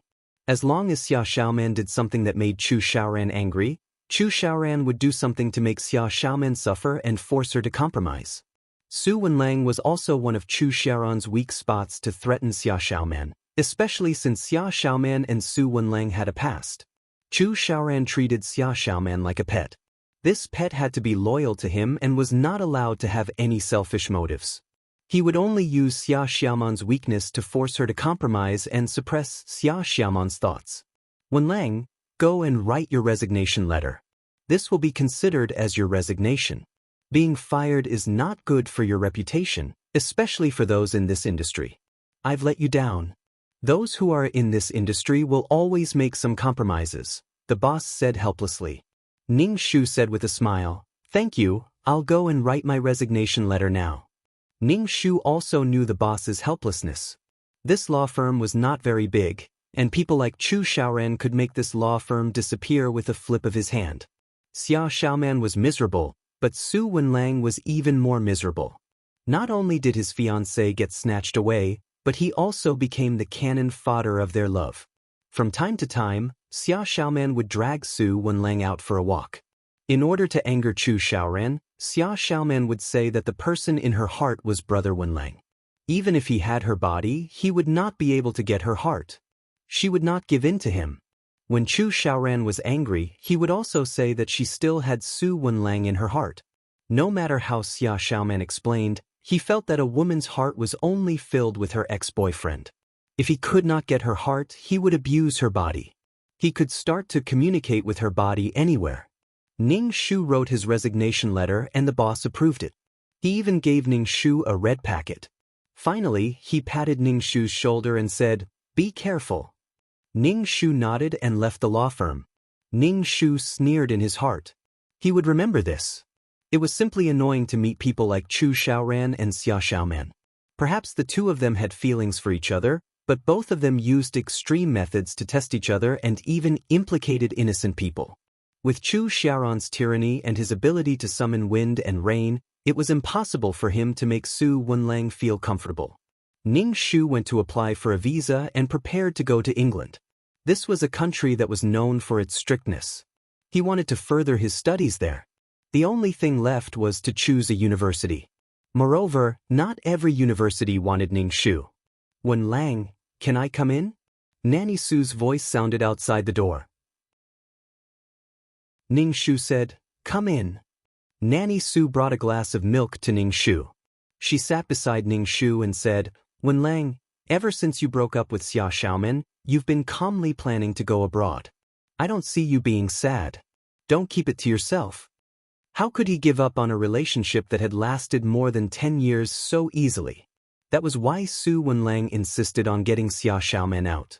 However, he did not know that Xia Xiaoman had fallen in love with Chu Xiaoran. I know that there's no future with Xia Xiaoman. I'm not that sad. I just feel that it's a pity that she's not by my side after so many years of being alone. Ning Shu said calmly, Xia Xiaoman actually doesn't have me in her heart. She agreed to marry me out of habit. She was just used to being alone. That was why Xia Xiaoman later said that she did not feel her heart beating when she was with Su Wenlang. Nanny Su could only sigh. Go abroad and relax. Don't keep it to yourself. Ning Shu nodded. In the luxurious villa, Chu Xiaoran held a document in his hand and looked at Xia Xiaoman with a devilish gaze. Here, take a look. Xia Xiaoman looked at the document suspiciously and took a look. It was a resignation letter. When she saw the signature, Xia Xiaoman's face turned pale. Xia Xiaoman's eyes reddened. Why would Brother Wenlang resign? Xia Xiaoman remembered that Brother Wenlang said that he loved being a lawyer and worked hard for it. However, he had resigned now. You did it, didn't you? Xia Xiaoman asked Chu Xiaoran hatefully. Brother Wenlang is innocent. Why did you do this to him? Because my little pet kept thinking about him and made me unhappy. Chu Xiaoran's expression was cold and cruel. I just gave him a name card and said that I wanted to promote him. He immediately resigned. I even wanted to kick him out of that law firm. I didn't expect him to resign first. Chu Xiaoran looked at Xia Xiaoman viciously and snapped his fingers. He then nonchalantly said, Next, shall we make a bet? Let's see if Su Wenlang will call me and ask me to fulfill my promise and let him work in my company. Is the man in your heart nothing more than this? I lost a bone and he came running over wagging his tail. I'm afraid he still doesn't know that you're my mistress. You're shameless. Why did you do this? What exactly are you after? Are you happy to see others suffer? Xia Xiaoman yelled and fell to the ground with a look of confusion. She really couldn't understand how Chu Xiaoran could be so cruel. Chu Xiaoran looked at Xia Xiaoman. You're my pet now. Don't think too much and make me unhappy. Don't forget your current identity. You're my mistress. I didn't want to be your mistress. I was forced by you. Xia Xiaoman's body trembled. Every time Chu Xiaoran called her mistress, Xia Xiaoman felt that her self-esteem was being dismembered and trampled into the mud. Xia Xiaoman bit her cheeks and said fiercely, I've been your mistress for almost 2 months. You should let me go. Give it to me. Chu Xiaoran smiled faintly, as if he had heard something funny. He touched his chin and said, I can give it to you. Xia Xiaoman was in disbelief. He gave it to her so easily. This was something she had been looking forward to, but now that it was in her hands, she suddenly felt a little lost. For a moment, she didn't know what was wrong with her. Are you really willing to give it to me? Xia Xiaoman asked. Chu Xiaoran nodded. Of course, because I don't need it anymore. I have something new. Chu Xiaoran leaned forward slightly and got closer to Xia Xiaoman. When you begged me to enter you on the bed, I took a picture of it. It's even better than a nude photo. Xia Xiaoman was dumbfounded. She felt like she was struck by lightning. She asked while trembling, What did you say? Chu Xiaoran seemed to admire Xia Xiaoman's reaction. Do you want a nude photo? I'll give it to you. Chu Xiaoran, you bastard. Why don't you die? But why did you do this to me? I hate you, Xia Xiaoman yelled at Chu Xiaoran. Chapter 509. Xia Xiaoman stared at the demon-like Chu Xiaoran with a look of despair and panic. Why are you doing this to me? But what do you want from me? Chu Xiaoran, just kill me. Why would I kill you? I've said it before, you're my little pet now. I'll naturally let you go when I'm tired of you. I'm still addicted to your taste now, Chu Xiaoran said casually. Chu Xiaoran rubbed his forehead. You just have to be obedient. Don't make trouble for me when I'm tired of you. Be obedient and do what a pet should do. Otherwise, I'll have no choice but to cut off your claws. Xia Xiaoman stood in a daze and did not move. In the end, she slapped Chu Xiaoran twice as if she had gone mad. She slapped Chu Xiaoran twice with all her might and screamed at the top of her lungs, Chu Xiaoran, you're not human, you're not human. Chu Xiaoran's face was slapped to the side. He smiled evilly and touched his face. He turned to look at Xia Xiaoman and raised his eyebrows. Did I not satisfy you? Why are you so resentful? You're shameless, you're shameless. Xia Xiaoman was so angry that she cried. Chu Xiaoran, you'll go to hell. I curse you to go to hell. Is that so? I'll go to hell, but I'll die because of you. Chu Xiaoran lifted Xia Xiaoman up. Xia Xiaoman was so angry that she hit him with her fists. Chu Xiaoran, you bastard. Let go of me. I hate you. I hate you to death. You'll love me to death later. Chu Xiaoran smiled evilly and patted Xia Xiaoman's butt. Look, there's always a camera nearby. It's not bad to admire it afterward. Chu Xiaoran pressed on Xia Xiaoman's body. Xia Xiaoman was in so much pain that she felt as if she was going to die. Why did he have to torture her like this? He took her body and trampled on her dignity. For some reason, Chu Xiaoran felt very good today, especially when Xia Xiaoman struggled violently. Her face was flushed red, making her look very sexy and charming. Since you like violence, fine, I'll play with you. Chu Xiaoran looked at Xia Xiaoman, who was beneath him, and tapped the tip of her nose. Little wild cat, you're really wild. Xia Xiaoman was a little flustered when Chu Xiaoran tapped the tip of her nose and coupled with his devilishly handsome face. She immediately thought that this man was a demon and struggled violently. Chu Xiaoran, let go of me. I'm not feeling well today. Please. Chu Xiaoran smiled evilly. When have you ever felt comfortable? You always say that you're not feeling well. Chu Xiaoran, I'm begging you, I'm really not feeling well, really? Xia Xiaoman's face was pale. I'm begging you. Beg me now. Ning Shu was studying his law books at home. He had already gotten his visa, and all he had to do was wait for the new house to be bought before leaving. Ning Shu's intention was to leave T-City. Leaving T-City would be better for the two elders of the Su family. Ning Shu didn't dare to risk the safety of the two elders. With Chu Xiaoran's character, he was a rich and willful person who could do anything. However, the two elders were a little hesitant. They couldn't bear to leave the place where they had lived for so many years. Besides, they were already old and it would be difficult for them to adapt to a new environment in a new place. Hence, they were still in a dilemma. Ning Shu flipped through the book, his lips moving as he recited the law. Mother Su walked in and Ning Shu said, "Something happened to the girl next door." Ning Shu closed the book. What happened? Mother Su frowned and said, "She's already in the hospital.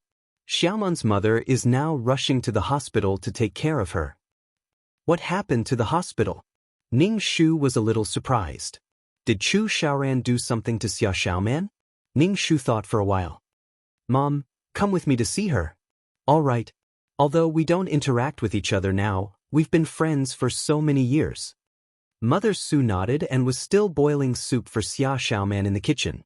When they arrived at the hospital, Ning Shu pushed open the door and saw Xia Xiaoman lying on the bed, staring at the ceiling with a dull expression and tears in the corners of her eyes.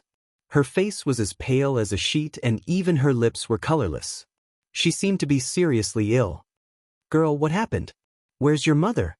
Mother Su put down the thermos and asked Xia Xiaoman, who was in a daze. Xia Xiaoman turned her head and saw Ning Shu. Her eyes were red and her lips moved. She said hoarsely, Brother Wenling. Rest well, don't think too much. Ning Shu glanced at Xia Xiaoman.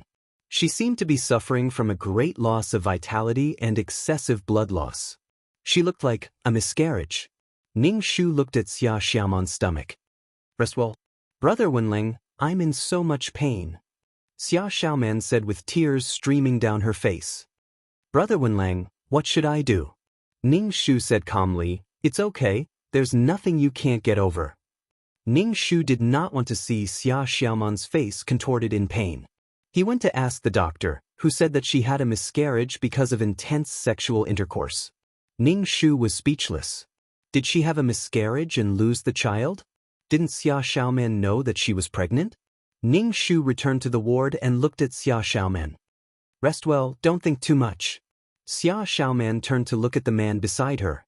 He was still as gentle as ever, but they had already missed each other. Xia Xiaoman looked at the ceiling. What happened last night was a nightmare.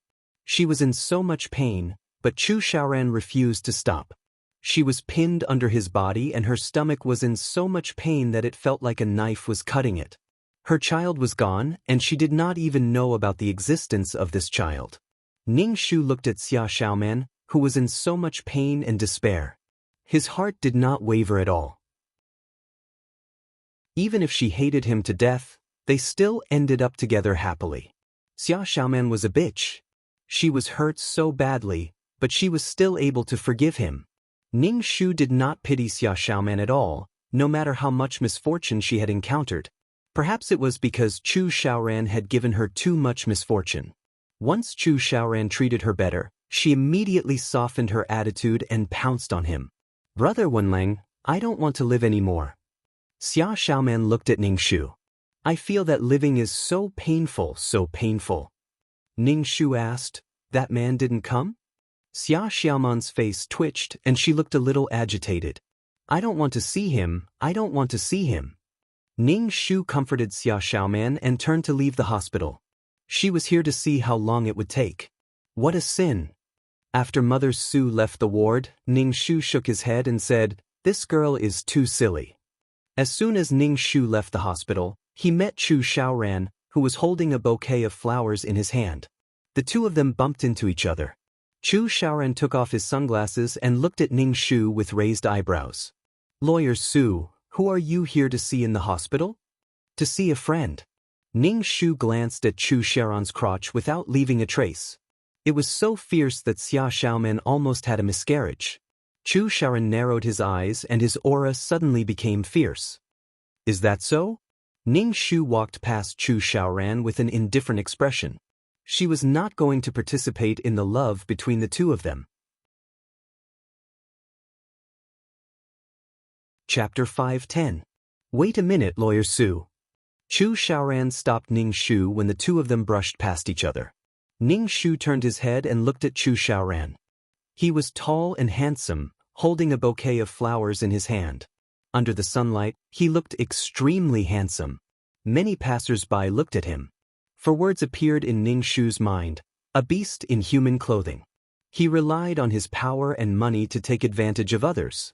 Ning Shu raised his eyebrows and asked, is there anything else, President Chu? Chu Xiaoran looked at him and said, I heard that Lawyer Su has resigned. Have you thought about where you'll be working next? Ning Shu felt quite speechless. His woman had a miscarriage, but he didn't care about her. Instead, he asked about her work. Ning Shu didn't think that Chu Xiaoran was concerned about him. I haven't thought about it yet. We'll talk about the future in the future, Ning Shu said. Chu Xiaoran said casually, I said last time that Lawyer Su can work under me. Since you've resigned, you can be my lawyer. Ning Shu felt that Chu Xiaoran's words were filled with malice. He was just trying to humiliate her and Xia Xiaoman. Ning Shu didn't get angry and said politely, thank you for your kindness, President Chu. I don't think I'll be working for a while. Chu Xiaoran smiled slightly, giving people a feeling of evil charm and cruelty. He was like Satan from hell, but he was also fatally charming. Xia Xiaoman should have submitted to Chu Xiaoran. Coupled with Chu Xiaoran's power and status, although such a man was hateful, he had a charm that women couldn't resist. She knew that there was a cliff in front of her and that she might be smashed into pieces, but she still jumped down without hesitation. She was like a moth flying into a flame. However, when Ning Shu looked at Chu Xiaoran, she didn't feel anything. Was it because her soul and heart had become stronger, or was it because of the calm halo and the mind-cleansing mantra? Ning Shu didn't feel anything when he saw Chu Xiaoran's evil smile. Ning Shu suspected that she had lost her sense of beauty. Really? When you want to work, you can come and find me. My phone number is on the business card I gave you last time. Lawyer Su, I really hope you can join my company. Chu Xiaoran said, the treatment is negotiable. I welcome capable people very much. Ning Shu smiled but didn't say anything. Chu Xiaoran turned around and left with the bouquet in his arms. He went to visit Xia Xiaoman, who had suffered a miscarriage. However, based on Xia Xiaoman's current state of mind, the two of them were probably going to get intimate again. Ning Shu turned around and drove back. Mother Su, who was sitting in the front passenger seat, said to Ning Shu, let's move. Seeing Xia Xiaoman like this, Mrs. Su knew that it was impossible between her son and Xia Xiaoman. Moreover, it was impossible for the Su family to take in a daughter-in-law who was someone else's mistress and had a miscarriage. When she was pregnant, she slept with a man and even lost the child. Mrs. Su used to think that Xia Xiaoman was a well-behaved child. She looked like a happy and adorable child. However, one couldn't judge a book by its cover. She did such a thing without saying a word. Ning Shu nodded. As long as the two elders of the Su family were willing to move, she would be able to go abroad to study in peace. The Su family sold the house as quickly as possible. When they were moving, Ning Shu met Xia Xiaoman, who had just returned from the hospital, in the corridor. It was summer, but Xia Xiaoman was not only wearing long-sleeved clothes, but also a thin down jacket and a hat on her head. Xia Xiaoman's face was very pale, and her eyes were dim. She looked listless, and there was an aura of sadness and despair all over her body. Xia Xiaoman was supported by Mother Xia. Mother Xia's face was trembling. She was angry and distressed for her daughter, and she also felt very embarrassed. "Brother Wenlang, what are you guys?" Xia Xiaoman asked Ning Shu. Her voice was weak and listless, which made people feel bad just by looking at her. "We're preparing to move," Ning Shu said, and said politely and distantly, "Take good care of your body.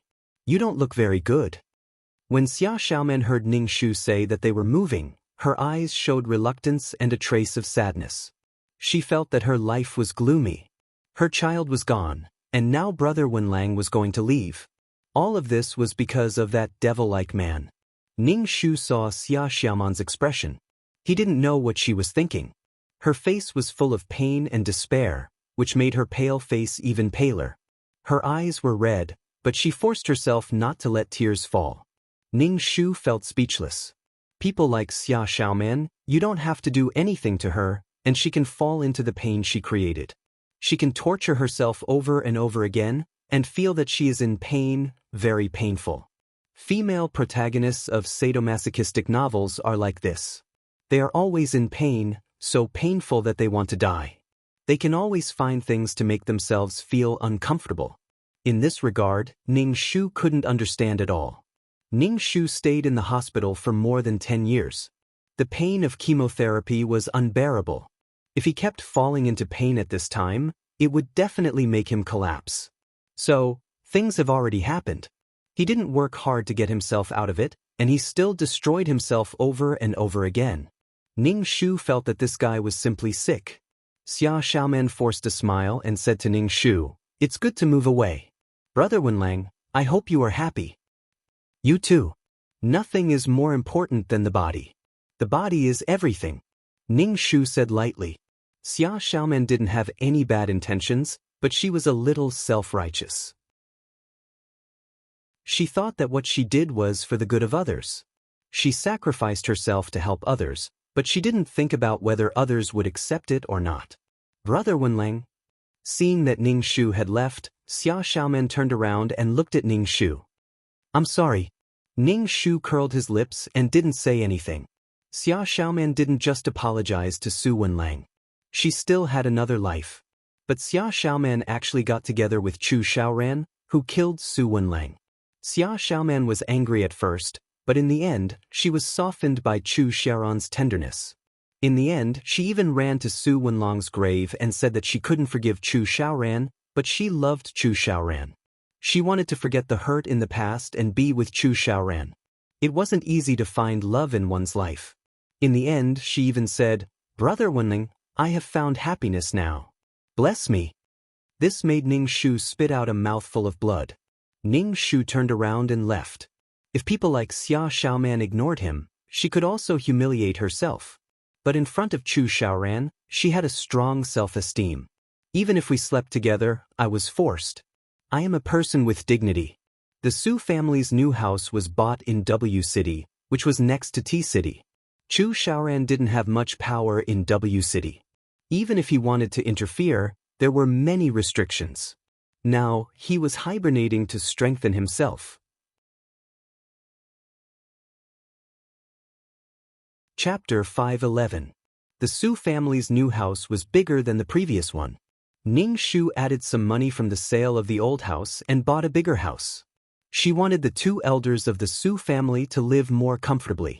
Su Wenlang, the person who entrusted the house, felt guilty towards his parents. He didn't fulfill his filial duty by letting them send off their children. Ning Shu wanted to fulfill his filial duty for the original owner of his body. The environment of the neighborhood was pretty good. There were many green belts and a city garden next to it. Su Wenlang spent more than half of the wedding fund that he had saved up for so long. Su Wenlang's father said that it was too expensive, but he was happy when he saw all kinds of exercise equipment in the neighborhood. There were also many old men playing chess and exercising. After the family settled down, Ning Shu started preparing to go abroad while studying the law. He had already contacted the school. What made Ning Shu nervous was that there might be a language barrier over there, and he would have to start over. He regretted not having enough knowledge when it came to using it. He felt like he was useless every time. If he started studying now, he would become a knowledgeable person one day. He would also be able to easily deal with small problems during missions. Mrs. Su made a sumptuous dinner. At the dining table, Mrs. Su kept putting food in Ning Shu's bowl. She looked reluctant and reminded Ning Shu, "Take good care of yourself when you go abroad. If you need money, call home. If you're having a hard time, come back." However, Mr. Su said, "Go abroad to train yourself. Study hard." Ning Shu accepted the concern of his parents. The next morning, Ning Shu went to the airport after his parents sent him off. Sitting on the plane and looking at the clouds outside the window, Ning Shu's mood was very calm. This was the first time she felt like she was fighting for herself during a mission. In the past, she was always thinking of ways to complete the mission. She only had the mission in her mind. But now, Ning Shu wanted to slow down and enrich herself. She wanted to learn and enrich herself. When the plane landed in the capital of a foreign country, Ning Shu started his busy studying life. Because of the language barrier, Ning Shu found it difficult to study. This is because lawyers are very strict when arguing with each other. If you don't pay attention, you will be caught by the other party. Especially when it comes to grammar in a foreign language. In order to master foreign languages as soon as possible, Ning Shu had to work as a waiter at the restaurant. Perhaps because Su Wenlang was good-looking, the restaurant accepted Ning Shu, a Chinese man. In school, Ning Shu basically didn't participate in the mock defense because she couldn't even speak clearly. Defending was simply a joke. Ning Shu was exhausted every day. If it wasn't for the fact that he had to practice martial arts every day, Ning Shu would probably be lying on the ground. No matter how busy he was, Ning Shu had to practice martial arts every day. The bones of Chinese people were smaller than the bones of Westerners. They were easy to bully, so it was necessary to have a certain level of martial arts. Only by beating the other party down would they not dare to provoke you. Furthermore, in a country where guns were legal, Ning Shu had to ensure his own safety. Some cruel people wouldn't care if you were innocent or not and would shoot you to death. In half a year, Ning Shu barely grasped a foreign language and gradually started to participate in mock defense. Of course, the defense was based on the laws of the country he was in. In the beginning, Ning Shu lost more than he won, so he could only learn slowly. Ning Shu felt that in the future, he would only add attribute points to his wisdom and martial arts. He wouldn't care about the rest. Occasionally, Ning Shu would help the Chinese fight some small cases. The remuneration wasn't much. This allowed Ning Shu to gain some reputation among the lower-class Chinese. Those who came to Ning Shu to fight cases were the Chinese who didn't have a good life. Ning Shu would symbolically collect some money. Of course, it was impossible for him to do it for free. If he did it for free, it would only make these people feel that it was natural. People always didn't care about things that they could get easily. Ning Shu had a faint idea in his heart. However, this idea wasn't mature yet and required a plan. As his learning deepened, Ning Shu had basically grasped the defense routine. This allowed Ning Shu's success rate in mock defense classes to increase. The number of Chinese who came to Ning Shu to fight cases also increased. In fact, if the Chinese fought cases in other countries, the success rate wasn't very high. After all, the laws in this country were biased towards the Chinese. Ning Shu could only try his best to win this kind of biased case that hadn't even been heard yet. Now, Ning Shu's mind was only filled with the law. The law. It was as if he had been possessed. This was the first time Ning Shu was so obsessed with something other than cultivating peerless martial arts. In the process of arguing, it wasn't just a test of one's reflexes and courage. More importantly, it was a test of one's calm heart. No matter what the situation was, one had to maintain rationality in order to turn defeat into victory. Ning Shu realized that in the process of arguing, Ning Shu didn't even need to chant the clear heart mantra to ensure his inner peace. As Ning Shu went to court more and more, many Chinese people asked Ning Shu to represent them. Ning Shu politely rejected them. He usually only represented the Chinese. Ning Shu also received an invitation from the embassy in China, asking Ning Shu to become the embassy's lawyer and deal with the Chinese who came to the embassy for help. Ning Shu gladly accepted this job. The embassy in China was backed by the country. It was absolutely glorious to have this work experience on his resume. The country's weapon couldn't be shown to others. Ning Shu didn't believe that Chu Xiaoran's ability could be stronger than the country's. In addition, Ning Shu used his own money to invest in a Chinese restaurant. The head chef was a man whom Ning Shu had helped in a lawsuit. Although he won the lawsuit by a narrow margin, he lost his job.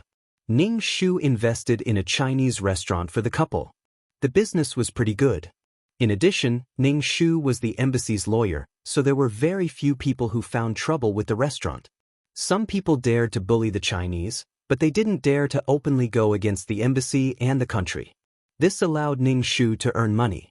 Ning Shu was pleasantly surprised that the money increased each time.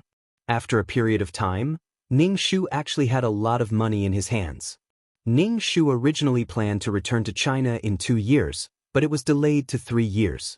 The stronger his foundation here, the easier it would be to deal with Chu Xiaoran when he returned. Ning Shu was now thinking about working hard in the embassy. He wanted to try his best to win the lawsuit for the Chinese who came to him for help under extremely unfair circumstances.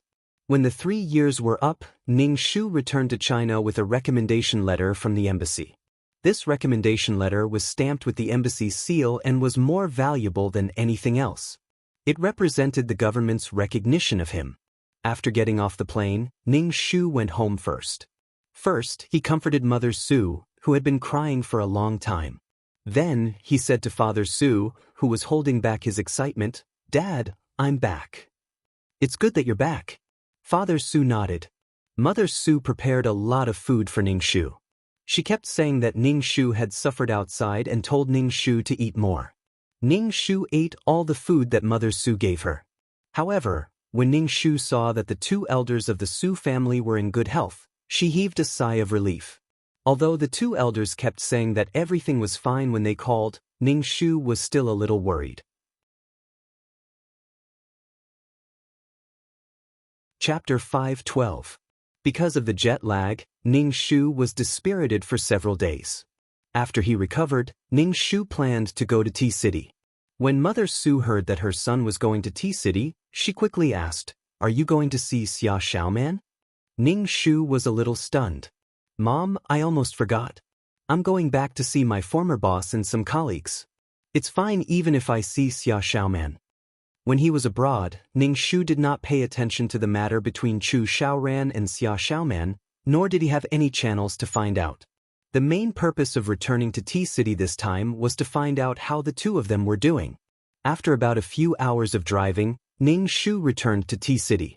First, he went to visit the boss of the law firm. The 2 of them also went to have a meal. The boss asked Ning Shu, "What are your plans this time?" Ning Shu could tell that the boss did not want to invite him back to the law firm, which meant that he still had scruples in his heart. Ning Shu said, "I have some money on hand, and I plan to open a law firm." The boss nodded and looked a little disappointed. "You're a good lawyer. It's a pity. Forget it, let's not talk about this. Where do you plan to open the law firm?" "T-City," Ning Shu said. The boss frowned. "You may not be able to walk in T-City. Besides, the 2 of us will really become rivals in the same industry." "We can cooperate," Ning Shu said. "Wen Lang, someone is pressuring you behind your resignation." Why do you still want to stay in T-City? It's the same in other cities. The boss said. On the one hand, it was because there were indeed people who wanted to deal with Wenlang. On the other hand, he did not want a competitor to appear. Ning Shu just shook his head and did not speak. After the meal, Ning Shu went to find out more about Chu Xiaoran and Xia Xiaoman. In 3 years, Chu Xiaoran and Xia Xiaoman's relationship changed from underground to public. Xia Xiaoman changed from a mistress to a girlfriend. Occasionally, Chu Xiaoran would take Xia Xiaoman to parties. However, there were still a lot of problems between the two of them. Chu Xiaoran was the kind of man that all women wanted to get close to. Naturally, there would be a lot of women around him. It was as if they were trying to plot against him. These women naturally framed and mocked Chu Xiaoran's real girlfriend, Xia Xiaoman. These women deliberately got intimate with Chu Xiaoran or rolled around together to make Xia Xiaoman sad. Xia Xiaoman was the kind of person who would not voice out her grievances and would only feel sad on her own. She would then ignore Chu Xiaoran. Chu Xiaoran was infuriated by her behavior. He then forced Xia Xiaoman onto the ground and began to move passionately. Xia Xiaoman felt even sadder. Chu Xiaoran had already slept with another woman, and he still wanted to take her body. Anyway, the two of them were extremely awkward. They seemed to have feelings for each other, but they were also hurting each other. No, it was more like Chu Xiaoran was hurting Xia Xiaoman emotionally and physically. But even so, Xia Xiaoman still stayed by Chu Xiaoran's side for 3 years. Her body and mind were damaged. Every time Xia Xiaoman was hurt and decided to leave, Chu Xiaoran would tie her up and bring her back. There was nothing that could not be solved with 1 round of sex. If there was, they would do it twice. That was how Xia Xiaoman and Chu Xiaoran got along. Then they would start a period of sweet times. Not long after, some other women would come out and make Xia Xiaoman sad again. The cycle repeated itself endlessly. Ning Shu let out a long breath. Damn it, I feel so tired just hearing about it. Are these two not tired at all? Ning Shu shook his head. Ning Shu did not sympathize with Xia Xiaoman at all. Chu Xiaoran had hurt her so much, but she could not bear to leave him. Who else would she hurt if not you? Su Wenlang was really miserable.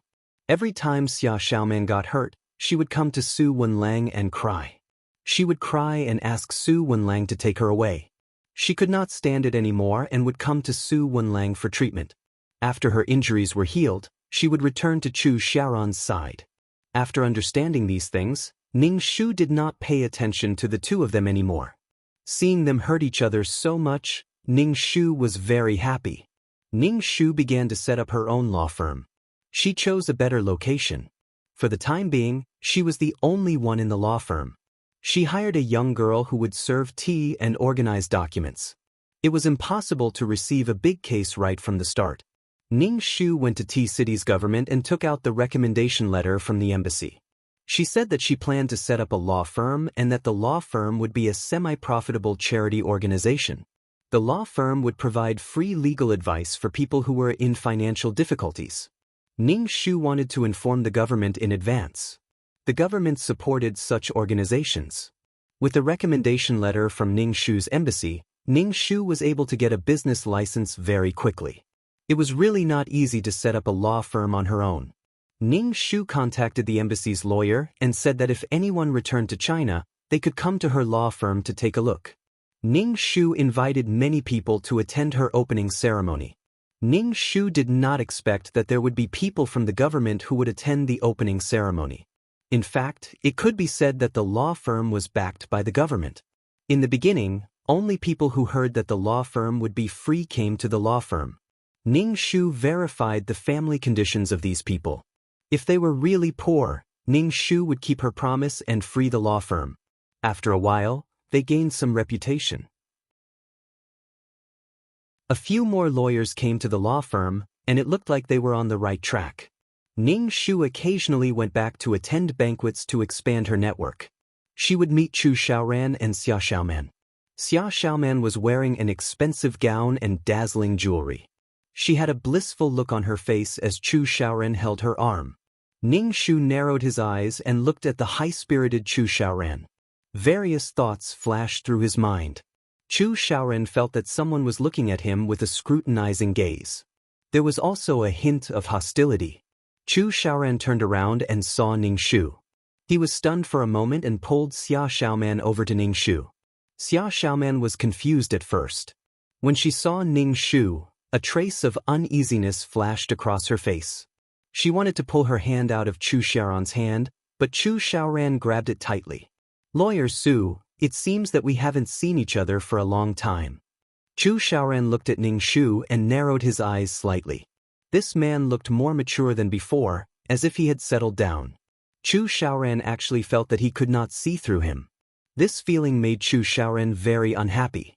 He originally thought that this man would come to him and beg him to give him a job, but he did not expect that he would disappear for so long. Now that he saw this man again, Chu Xiaoran felt unhappy and uneasy. Ning Shu glanced at Xia Xiaoman, who had exquisite makeup, and said to Chu Xiaoran, "It seems to have been quite a long time. President Chu, how have you been?" Chu Xiaoran looked at the calm Ning Shu and reached out to hold Xia Xiaoman's shoulder. He said to Ning Shu provocatively, "Let me introduce you to my girlfriend, Xia Xiaoman." Chapter 5:13. Chu Xiaoran introduced Xia Xiaoman to Ning Shu. Was there a need for an introduction? Su Wenlang and Xia Xiaoman had known each other for more than 10 years and had spent more time together than the two of them. Chu Xiaoran did it on purpose. Ning Shu raised his eyebrows and reached out his hand to Xia Xiaoman calmly. "Hello." Xia Xiaoman's face flashed with sadness when she saw her brother Wenlang's reaction, but she still reached out to shake hands with Ning Shu. However, Chu Xiaoran grabbed Ning Shu's hand first. Chu Xiaoran held Ning Shu's hand tightly. Seeing that Ning Shu was expressionless, he tightened his grip. Ning Shu smiled calmly and held Chu Xiaoran's hand tightly. Chu Xiaoran's expression changed immediately and he let go of Ning Shu's hand. Chu Xiaoran's eyebrows were filled with anger and displeasure, but there was a sinister smile on his lips. "Lawyer Su, you're really an interesting person. Let's keep in touch with each other in the future. I like interesting people like you." Ning Shu nodded. "We'll definitely keep in touch with each other in the future." Even Xia Xiaoman could feel that the atmosphere between the two of them was not quite right. She pulled Chu Xiaoran away. The moment Chu Xiaoran turned around, his face became extremely sullen. His face turned black, and his eyes were filled with coldness, anger, and prying. He said sharply to Xia Xiaoman, "Are you very happy that your old lover is back?" Xia Xiaoman staggered twice and looked at Chu Xiaoran in disbelief. "How can you say that? I didn't think so at all. Don't slander me. You keep glancing at your old lover and you still say that there's nothing between you and him? Do you think I'm blind? Are you trying to rekindle your old flame?" Chu Xiaoran's expression was full of contempt and sarcasm. Xia Xiaoman was hurt by the expression on Chu Xiaoran's face. Why did Chu Xiaoran always say such hurtful words without restraint? Ning Shu took a glass of red wine from the table and sipped it while looking at Chu Xiaoran and Xia Xiaoman. Previously, the atmosphere between the two of them was quite good, but now, they seemed to be in conflict again. Xia Xiaoman had a bitter expression on her face, as if she had suffered a great grievance. She looked like a little wife who had been bullied, which made people feel suffocated. If Ning Shu considered himself a man, he would definitely not like Xia Xiaoman with such a bitter face. Xia Xiaoman was clearly happy before. At least, she was happy when she was with Su Wenlang. But now, Xia Xiaoman was no longer happy, only pain and helplessness after being destroyed. If this was what Xia Xiaoman thought of as love, Ning Shu had nothing to say. Ning Shu finished the red wine and turned to leave. During this period of time, Ning Shu was not only busy with the law firm, but also took time to visit the two elders of the Su family. Currently, the law firm was in a relatively idle state, and more people came to consult for free. Brother Wenlang. When Ning Shu lowered his head to look at the documents, he heard Xia Xiaoman's voice and thought it was an auditory hallucination. Ning Shu looked up and saw Xia Xiaoman. He asked, "How did you find this place?" Xia Xiaoman smiled and looked at the surrounding environment. She said to Ning Shu happily, "Brother Wenlang, congratulations on having your own law firm." Ning Shu nodded and asked, "Why are you here?" How did you find this place? Brother Wenlang, you probably don't know that your law firm is already very famous. I just asked around a little and found out, Xia Xiaoman said with a light tone, as if she was happy for Ning Shu. Ning Shu didn't think that Xia Xiaoman was here to talk to her about this. Ning Shu poured a glass of water for Xia Xiaoman and asked indifferently, "Why are you here this time?" Xia Xiaoman saw that Ning Shu's attitude was cold and looked a little hurt. She asked, "Brother Wenling, do you still blame me in your heart?" Ning Shu did not know what Xia Xiaoman meant. "Brother Wenlang, I know that I let you down.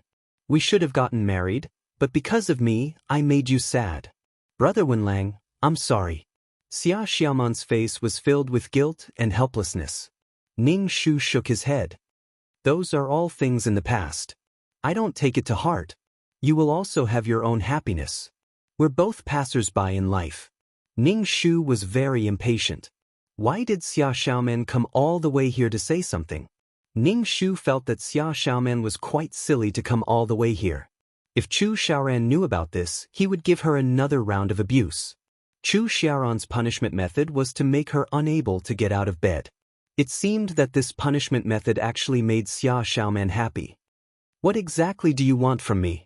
Ning Shu pinched the space between his eyebrows and asked. He really did not want to see Xia Xiaoman's bitter face. Seeing her guilty look made him feel bad. Xia Xiaoman always said sorry, but it did not mean that she really knew that she was wrong. Xia Xiaoman just habitually said sorry. As for what she was thinking in her heart, no one knew. "Brother Wenlang." Xia Xiaoman bit her lips tightly. She looked like she wanted to say something but found it difficult to speak. Her face was so twisted that it was unbearable to look at. Ning Shu wiped his face and did not look at Xia Xiaoman's face. "Tell me, what's the matter?" "Brother Wenlang, please help me." Xia Xiaoman seemed to have thrown caution to the wind and said to Ning Shu. Ning Shu's body trembled and he looked at Xia Xiaoman. "Is she here for my help?" "Brother Wenlang, I'm really tired. I want to leave Chu Xiaoran. I'm already exhausted." Xia Xiaoman wanted to grab Ning Shu's hand and beg him, but Ning Shu dodged. "Leave if you want," Ning Shu said calmly. "What's the point of telling me?" Xia Xiaoman shook her head and looked bitter. "Brother Wenlang, this matter is not that simple. Chu Xiaoran not only has my nude photos, but also the video." Ning Shu looked surprised and asked, "You're already boyfriend and girlfriend now. Why didn't he give these to you or destroy them?" Ning Shu's lips twitched. Looking at Xia Xiaoman's tired face, there were only two words in his heart. "Serves you right, serves you right." Xia Xiaoman's inaction allowed Chu Xiaoran to bully her without any worries. She never thought of resisting and silently endured it. If he didn't bully her, who would he bully? It was intolerable if he didn't bully her. Now, he's here to ask me for help again. Ning Shu felt that this guy is here to trick me again. She was infinitely tolerant towards the male lead, but the unlucky ones were always the ones who were nice to her. She really treated the male lead as her first love even if he tortured her thousands of times. She was simply too cheap. Ning Shu hated Xia Xiaoman very much. "He didn't give me the things." Xia Xiaoman looked at Ning Shu. "Brother Wenlang, I want you to help me fight a lawsuit and help me get these things back." Ning Shu didn't even look up and said calmly, "This lawsuit is not easy to fight. Since you're boyfriend and girlfriend, Chu Xiaoran can be said to be your romantic interest. If you really want to leave Chu Xiaoran, you can just leave. Why go through so much trouble?"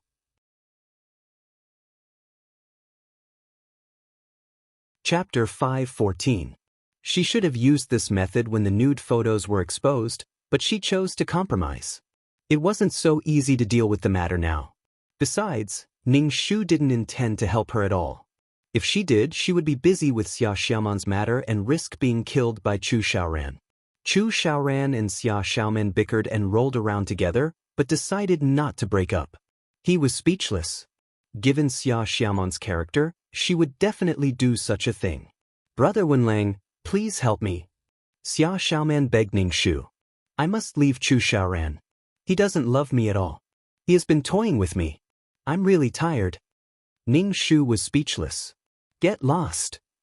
She had endured it for so many years and was extremely determined now, but she still went back after Chu Xiaoran hooked her. Xia Xiaoman was crazy. Ning Shu said calmly, I can't help you with this matter. You need evidence to file a lawsuit. Besides, what crime are you going to sue Chu Xiaoran for? Xia Xiaoman was at a loss for words. Ning Shu said, if you're really determined to leave Chu Xiaoran, just leave and don't care about anything else. Don't care about the nude photos and disappear from Chu Xiaoran's side. No, Xia Xiaoman retorted. But there are photos and videos. Chu Xiaoran will release them as soon as I leave. Brother Wenlang, I'm scared. Also, I can't let my parents be mocked because of me. See, Xia Xiaoman subconsciously didn't want to leave Chu Xiaoran, which was why she found all kinds of reasons. Even if she vowed to break up with him now, it was most likely because Chu Xiaoran had done something to upset her. She would naturally forgive him after some time and be lovey-dovey with him again. Xia Xiaoman would forgive Chu Xiaoran easily. As long as Chu Xiaoran was more attentive and did 1 or 2 romantic things, Xia Xiaoman's attitude would soften. Xia Xiaoman's words couldn't be trusted, especially when she said that she wanted to leave Chu Xiaoran. Ning Shu did not believe that Chu Xiaoran would release the photos and videos. With Chu Xiaoran's chauvinism, would he allow others to observe his woman's body? Especially the video of them having sex. It would be strange if it was released. Only Xia Xiaoman would believe it. Chu Xiaoran and Xia Xiaoman subconsciously used these things to bind each other. Ning Shu only wanted to say that she was sick in the head. How could this be called love? She was hurt all over, yet she was still talking about how difficult it was to obtain happiness. She was simply drunk. Then, Brother Wenlang, I'll leave first. Xia Xiaoman looked depressed. She suddenly thought of something and said to Ning Shu, Brother Wenlang, let me treat you to dinner to welcome you. Ning Shu waved his hand. Just as he was about to speak, he saw a group of people with sticks and knives walking into the law firm aggressively from the corner of his eye. Without saying a word, they slashed and smashed everything. The people in the law firm were shocked. Xia Xiaoman was so scared that her face turned pale. She hid behind Ning Shu and grabbed Ning Shu's clothes tightly. Ning Shu sneered, took off his suit jacket, and walked towards the gangsters. Xia Xiaoman pulled Ning Shu, shook her head and said, Brother Wenlang, don't go over. It's too dangerous. Ning Shu shook off Xia Xiaoman and walked over to a gangster who was smashing things. He kicked him, snatched the stick from his hand, and hit him in the leg. The gangster screamed in pain and fell to the ground, unable to get up.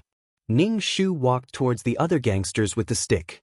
When the gangsters saw Ning Shu's murderous aura, their faces became weak and they wanted to run away. Ning Shu closed the door directly, smashed things and wanted to run away.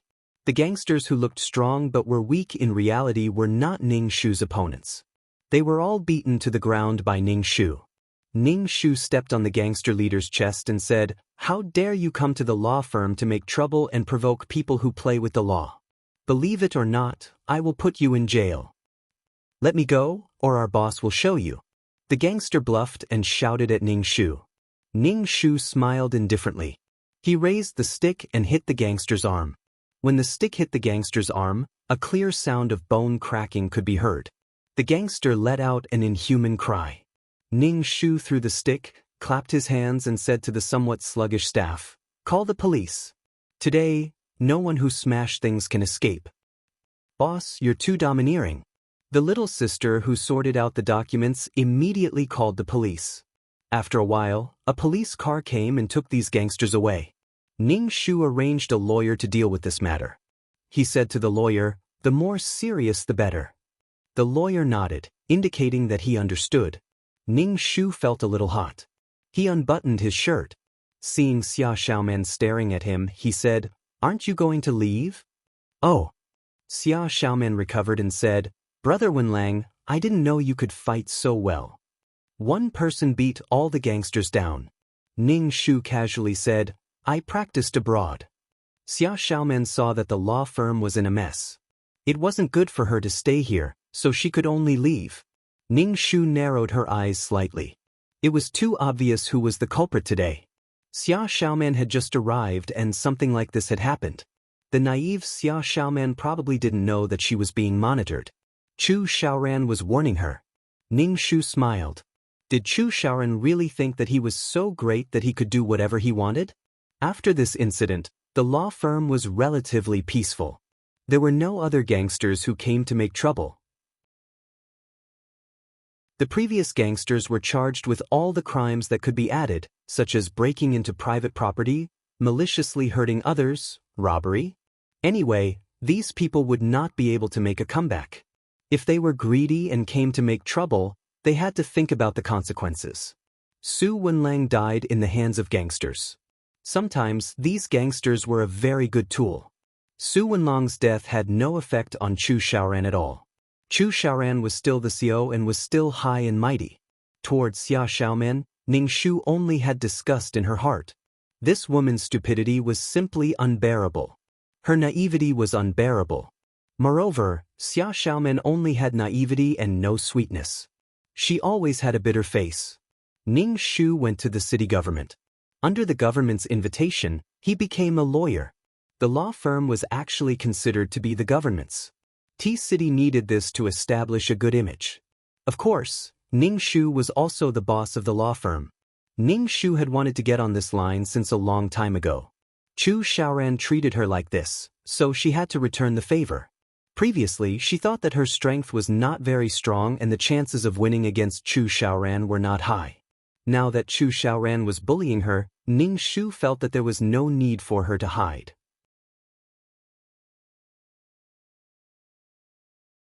Chapter 5:15. With the support of the government, Ning Shu's law firm gradually got on the right track and slowly gained a foothold in T-City.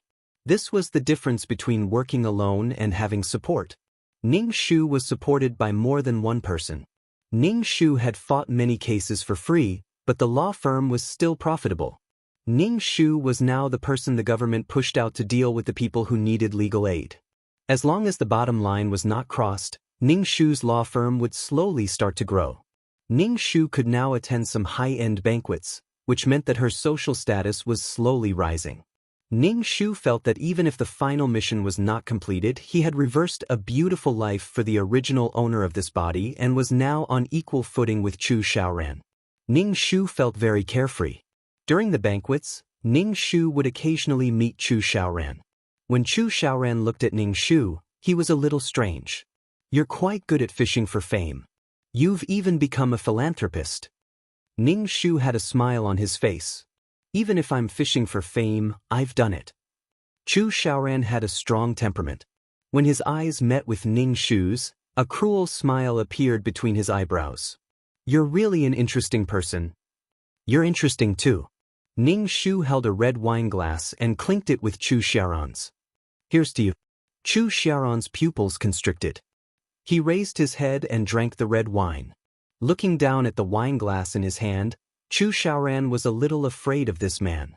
He had only symbolically made a move, but he was already warned. What kind of background did this man have? Chu Xiaoran had a smile on his face. Ning Shu said, "We may work together in the future." "There will definitely be a chance to work together." Ning Shu nodded and said affirmatively. Chu Xiaoran glanced at Ning Shu and turned to leave. Ning Shu looked at Chu Xiaoran's back with an indifferent expression.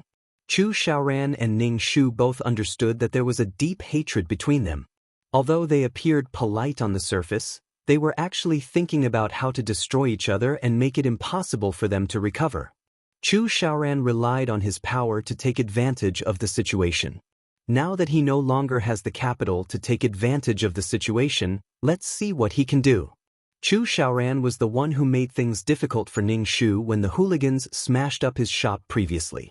Ning Shu also made things difficult for Chu Xiaoran. This time, Ning Shu acted as the lawyer for the tax bureau and followed the tax inspector to Chu Xiaoran's company to check the accounts. Chu Xiaoran's company was very big, and it was one of the largest in T-City. In order to show how awesome Chu Xiaoran was, he even said that he dominated T-City's economy. He even said that the economy of T-City would be shaken by a stomp of his feet. No one in T-City was a match for Chu Xiaoran. All of them prostrated themselves before Chu Xiaoran and the business tycoons, wagging their tails and begging for mercy. Chu Xiaoran gave them food to eat, but these businessmen seemed to only have food to eat. Awesome to the heavens. In response, Ning Shu simply smiled faintly. Ning Shu looked up at the towering skyscraper and rubbed his neck. How much did this building cost? Ning Shu followed the tax inspector into Chu Xiaoran's company. Chu Xiaoran did not appear, and instead he got his secretary to receive the tax inspector. For a big company like Chu Xiaoran's, there were many people in the finance department who did a good job with the accounts. Even if there were any loopholes, they would deliberately let the tax inspector find out. After paying a fine, everyone would just brush it aside. Ning Shu sat at the side and watched as these people checked the accounts. This time, they checked very carefully, and their attitude was very different from before.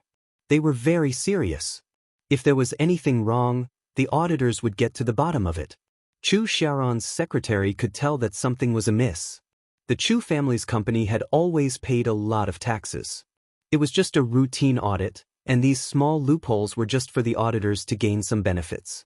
However, now that they were so serious, Chu Xiaoran's secretary immediately informed Chu Xiaoran to let him handle this matter. When Chu Xiaoran arrived, he saw Ning Shu leisurely sitting on the sofa and drinking coffee. Chu Xiaoran glanced at the tax inspectors and walked over to sit opposite Ning Shu. He raised his eyebrows and said, "Lawyer Su, you're not only a lawyer, but also an accountant? It's not easy to survive in this society. One more skill means one more mouthful of food," Ning Shu said as he took a sip of coffee. Chu Xiaoran narrowed his eyes and looked at Ning Shu. The corners of his mouth curled up slightly and he looked casual. It was as if he was smiling, but no one could tell what he was thinking. However, Ning Shu knew that this bastard must be thinking of ways to kill a flea like her. Ning Shu also suspected that Chu Xiaoran was involved in the underworld and had a group of underlings who challenged the country's laws. These seemed to be trivial matters, but they might be the last straw that broke the camel's back. In the end, the tax inspector found a loophole, but the people in the finance department couldn't do anything about it. Ning Shu immediately said, "President Chu, please explain yourself. Otherwise, you'll be accused of tax evasion." Chu Xiaoran looked at Ning Shu, who didn't hide the gloating in his voice. A murderous look flashed in Chu Xiaoran's eyes, and he said to the tax inspector indifferently, "I'll explain this matter clearly to the tax bureau. You can leave now." Ning Shu took out an indictment and said, "President Chu, you'd better explain yourself. Otherwise, you'll be sued for tax evasion. It won't be good for you to go to court." Chu Xiaoran sneered. "You've prepared in advance and are targeting me? Look at what you're saying. I'm a lawyer. In this line of work, I have to be thorough," Ning Shu said with a smile. Chu Xiaoran stared at Ning Shu and suddenly smiled. This smile was cold and murderous. Ning Shu was hit in the face. "You're not bad. I misjudged you previously. Thank you for the compliment. You're not bad yourself," Ning Shu said without changing his expression. In the end, Chu Xiaoran was fined 5 times the amount of money he couldn't explain. Although it was nothing to Chu Xiaoran, he felt that he had been offended. In fact, some of the accounts were unclear. He didn't care about it in the past, but when he did, it was too much for Chu Xiaoran. Chu Xiaoran's company monopolized many industries, and many companies were just picking up the leftovers behind Chu Xiaoran. Therefore, Chu Xiaoran had a lot of power in T-City. Ning Shu put away the indictment and planned to leave. Chu Xiaoran stopped Ning Shu. "Lawyer Su, it's my girlfriend's birthday this weekend. Xiaoman is holding a banquet. You should come too." He even used Xia Xiaoman to attack him. To Ning Shu, Xia Xiaoman was just a stranger that he hated. Even if Xia Xiaoman died in front of him, Ning Shu wouldn't even blink. He wanted to use Xia Xiaoman to provoke him. Ning Shu thought, "I'm a cute girl at heart and don't like women." Ning Shu said faintly, "I have a date this weekend. I won't be going to your girlfriend's banquet." Chu Xiaoran said, "I heard that you and Xiaoman have known each other for many years. You should go to her birthday party. Xiaoman and I both welcome you." Ning Shu pulled out his memory. In Su Wenlong's memory, Xia Xiaoman's birthday was more than a month away. Her birthday was celebrated so soon? It was probably Chu Xiaoran's impromptu decision to poke at her heart.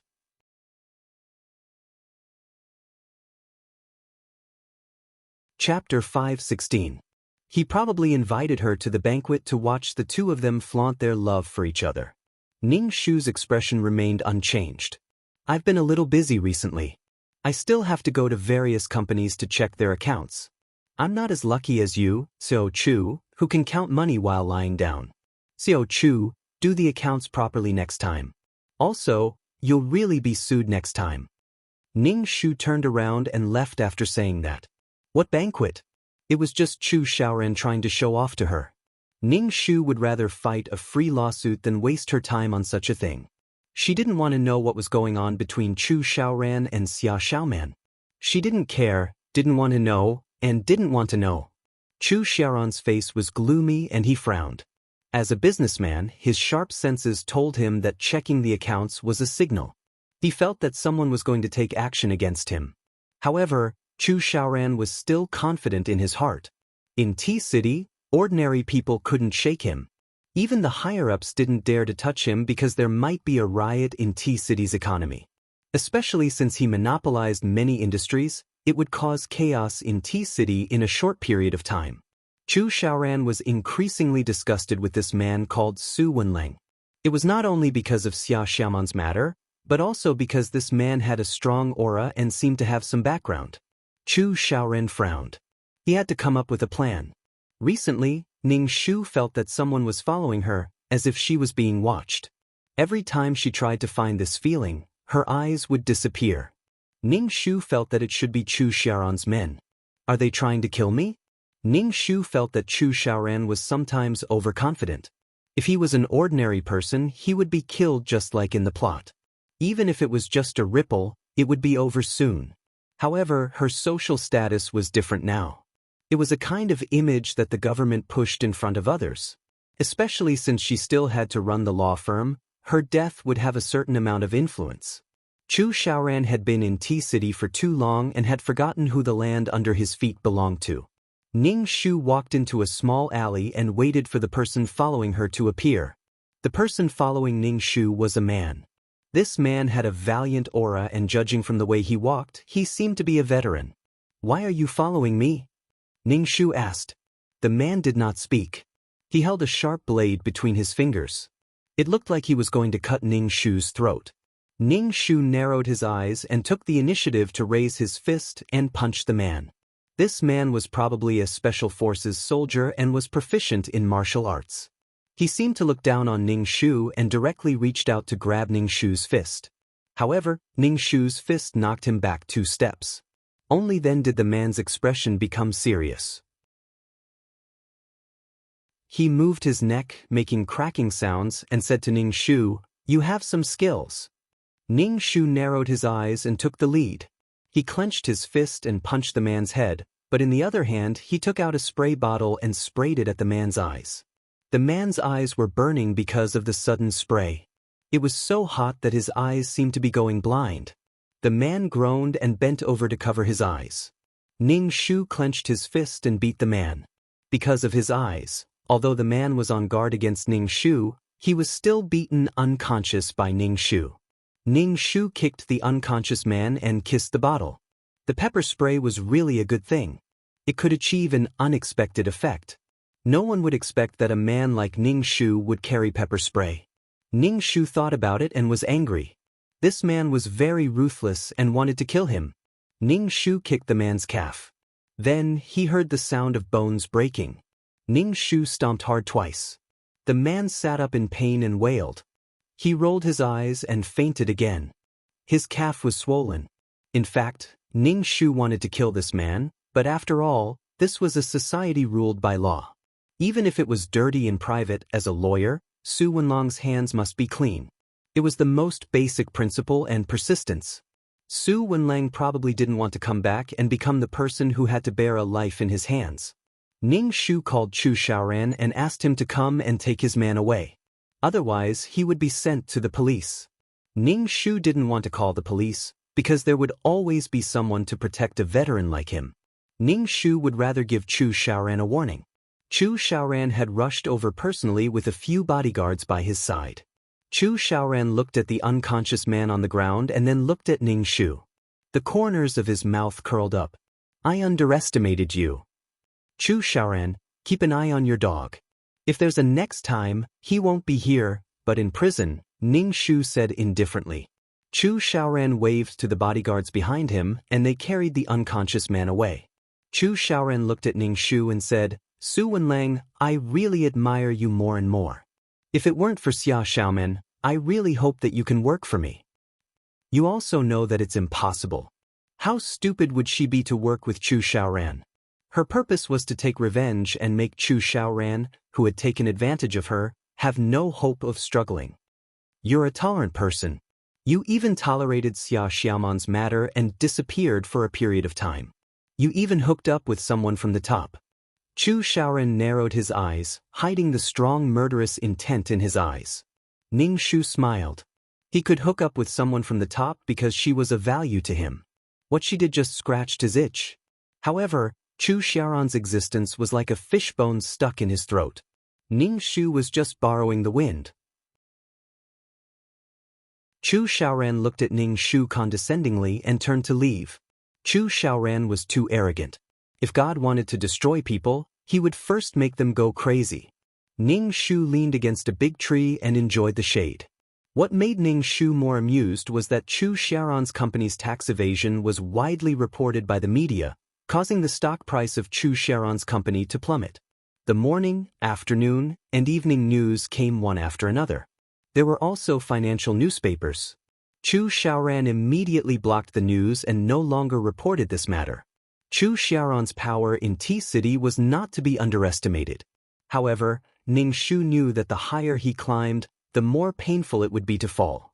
During this period, Xia Xiaoman came to look for Ning Shu again, but this time, she did not say that she wanted to break up with Chu Xiaoran. Instead, she came to be the peacemaker between Chu Xiaoran and Ning Shu. Brother Wenlang, let this matter pass. It won't do you any good to fight with Chu Xiaoran like this. Chu Xiaoran is ruthless and powerful. Brother Wenlang, if you go against her like this, it will affect your future and career, Xia Xiaoman said to Ning Shu. Her face was full of worry for Ning Shu. Ning Shu was speechless. Ning Shu really did not know what to say. What position did Xia Xiaoman have to make this request? Although Xia Xiaoman was speaking from her position, she was biased towards Chu Xiaoran. She was simply speechless. Not long ago, she came crying and said that she wanted to break up with him.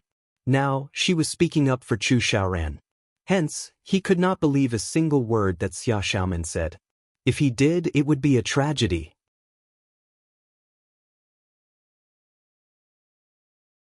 Chapter 517. Ning Shu really didn't know what Xia Xiaoman was thinking. She kept repeating the same thing over and over again. He couldn't understand what she was thinking at all. Wasn't this fun?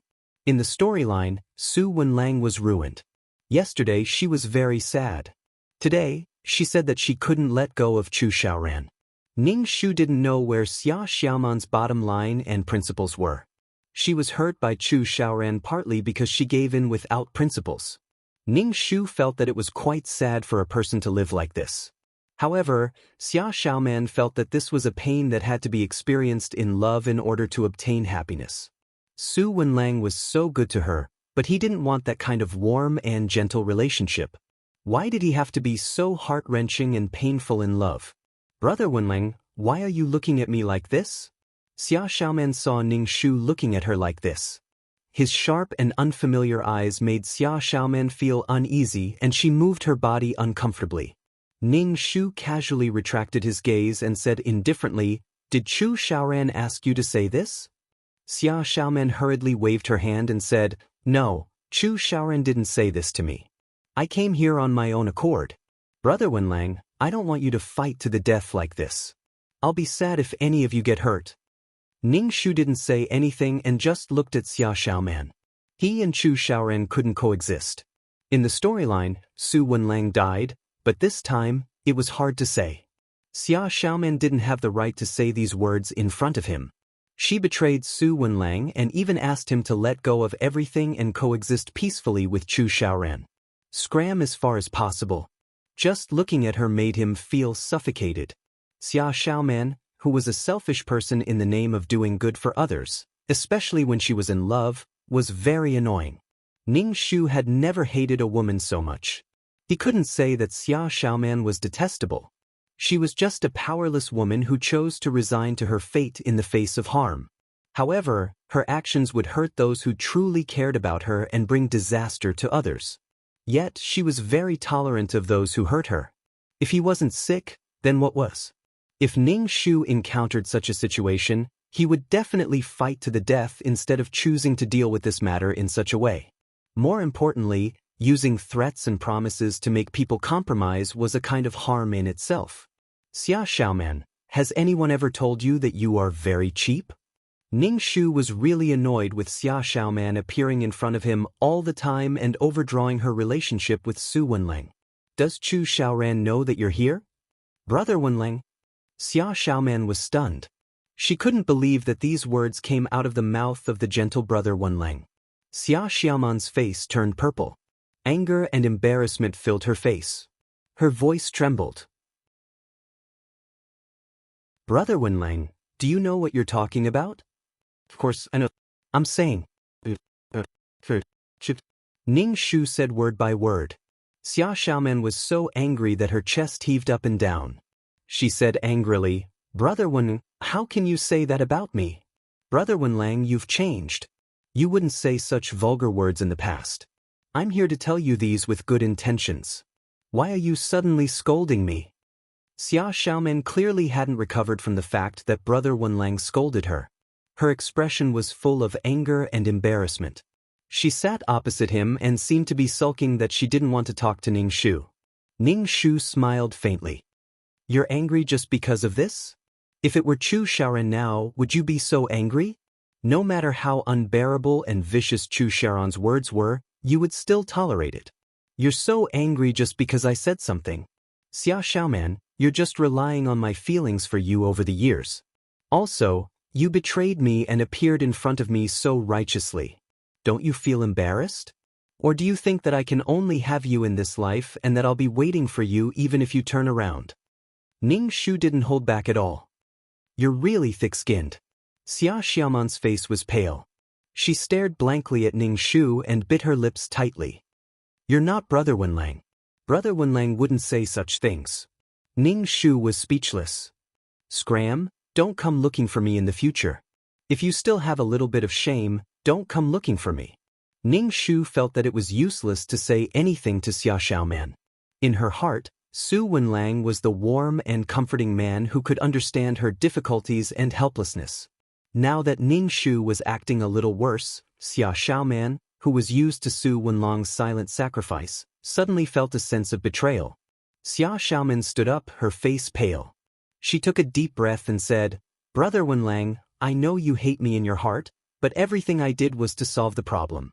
My original intention was not to hinder Brother Wenlang's career. It's very dangerous to go against Chu Xiaoran. I don't dare to do anything, but I don't want Brother Wenlang to get hurt. Ning Shu didn't even raise his head. Are you done? If you're done, please leave. Xia Xiaoman bit her lips and turned to leave. When she reached the door, she glanced at Ning Shu. Seeing that he didn't raise his head, Xia Xiaoman frowned and left. If you have any shame, don't come again next time. In fact, Xia Xiaoman didn't know that every time she came to look for Su Wenlang, she was increasing the danger for him. Would Chu Xiaoran be willing to see his woman find another man for no reason? Moreover, this man was Xia Xiaoman's old lover. He was definitely going to rekindle their old flame. Just in case, the best way was to make Su Wenlang disappear. Xia Xiaoman couldn't think of these and wouldn't think of these things. Sometimes, she even used Su Wenlang to provoke Chu Xiaoran. It was really frustrating to meet such a deceitful person. Chu Xiaoran raised a group of people, who were probably specially used to deal with disobedient people. Ning Shu thought about it and also recruited a few security guards, who were all retired soldiers, to protect the people in the law firm. Chu Xiaoran was the kind of person who was high above and ignored the law. It was as if there was nothing he couldn't do. Everywhere he went, there would be people following him, as if he was an emperor. Ning Shu could only laugh at this. In fact, Chu Xiaoran was just a businessman. Why did he act as if he was the most powerful person in the world? He was so arrogant. He was so rich that he could rival a country, but he could only be slaughtered when he was fat. Chu Xiaoran wasn't strong enough to break away from the control of the land under his feet. Ning Shu could only take advantage of the situation. Ning Shu fought a lot of free cases, all of which were to help those who had no way to appeal. This made the reputation of the law firm rise. The newspapers reported that she was a philanthropist. The newspapers wouldn't report on her in an overwhelming manner. They would only appear occasionally in a slow and silent way. Overly exaggerated reports would only cause backlash and doubts. Ning Shu knew that this was the support of her supporters, and what Ning Shu had to do was to work hard and do what he should do.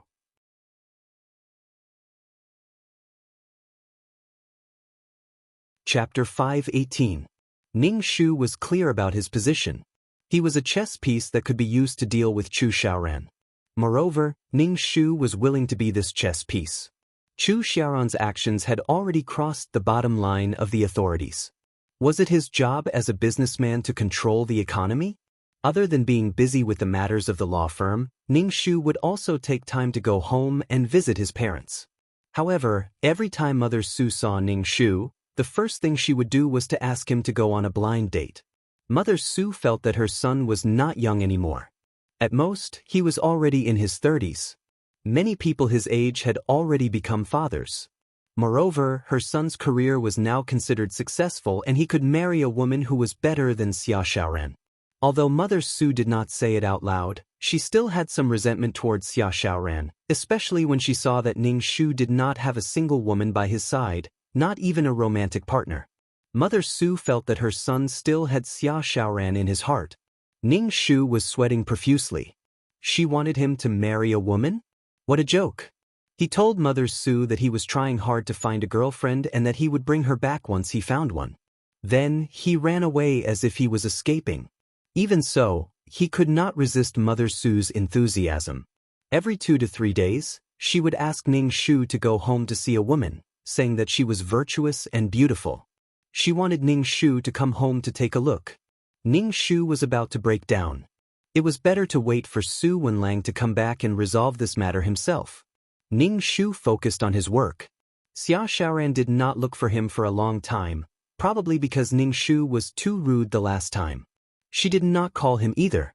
Sometimes, when Xia Xiaoran attended banquets as Chu Xiaoran's female companion, she would look indifferent when she saw Ning Shu.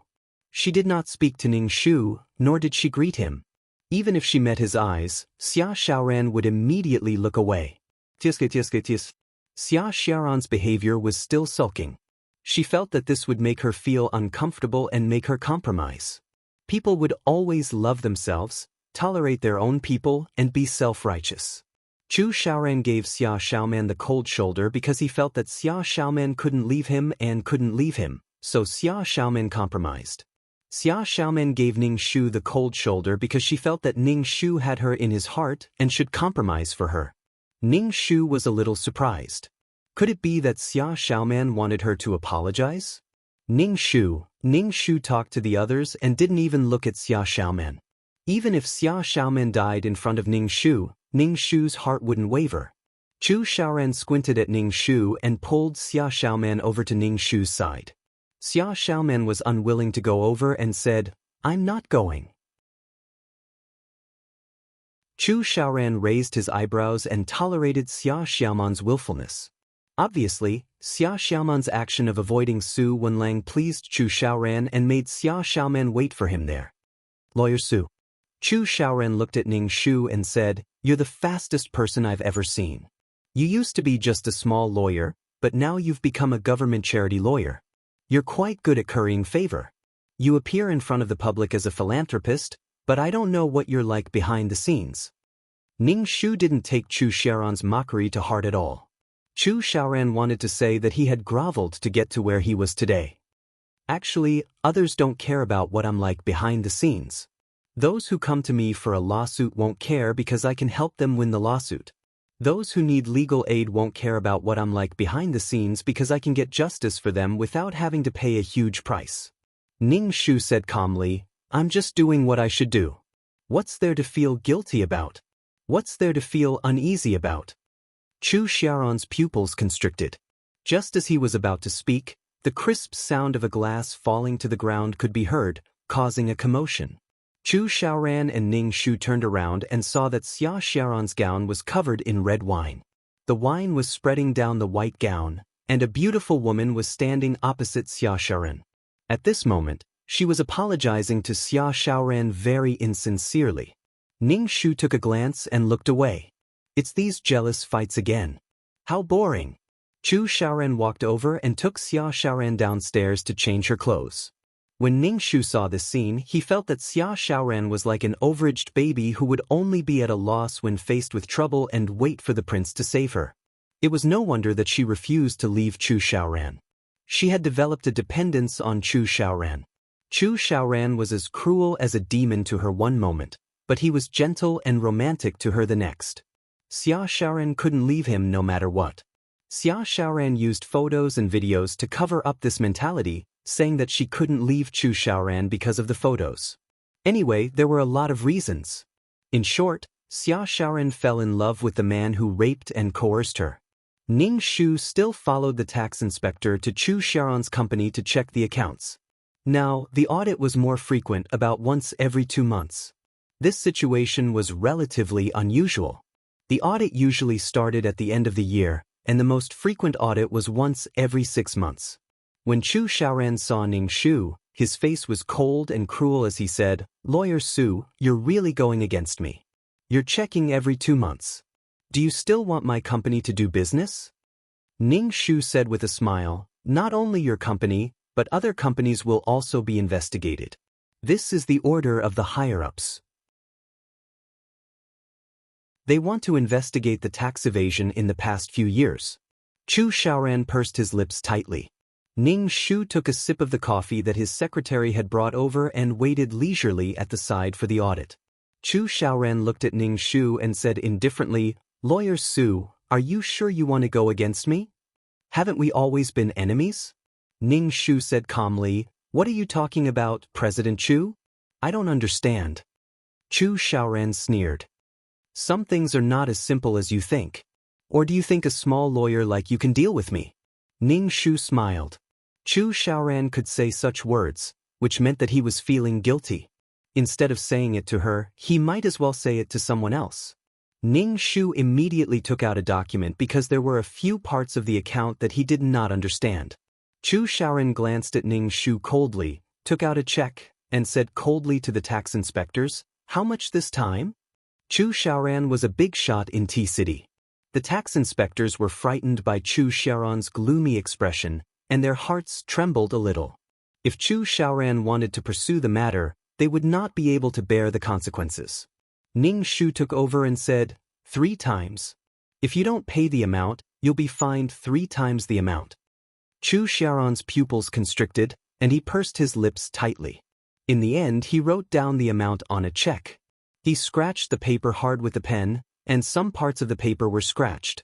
Ning Shu accepted the check graciously, then took out a document and said, President Chu, this is the product price opinion. The prices of some products in your company need to be adjusted.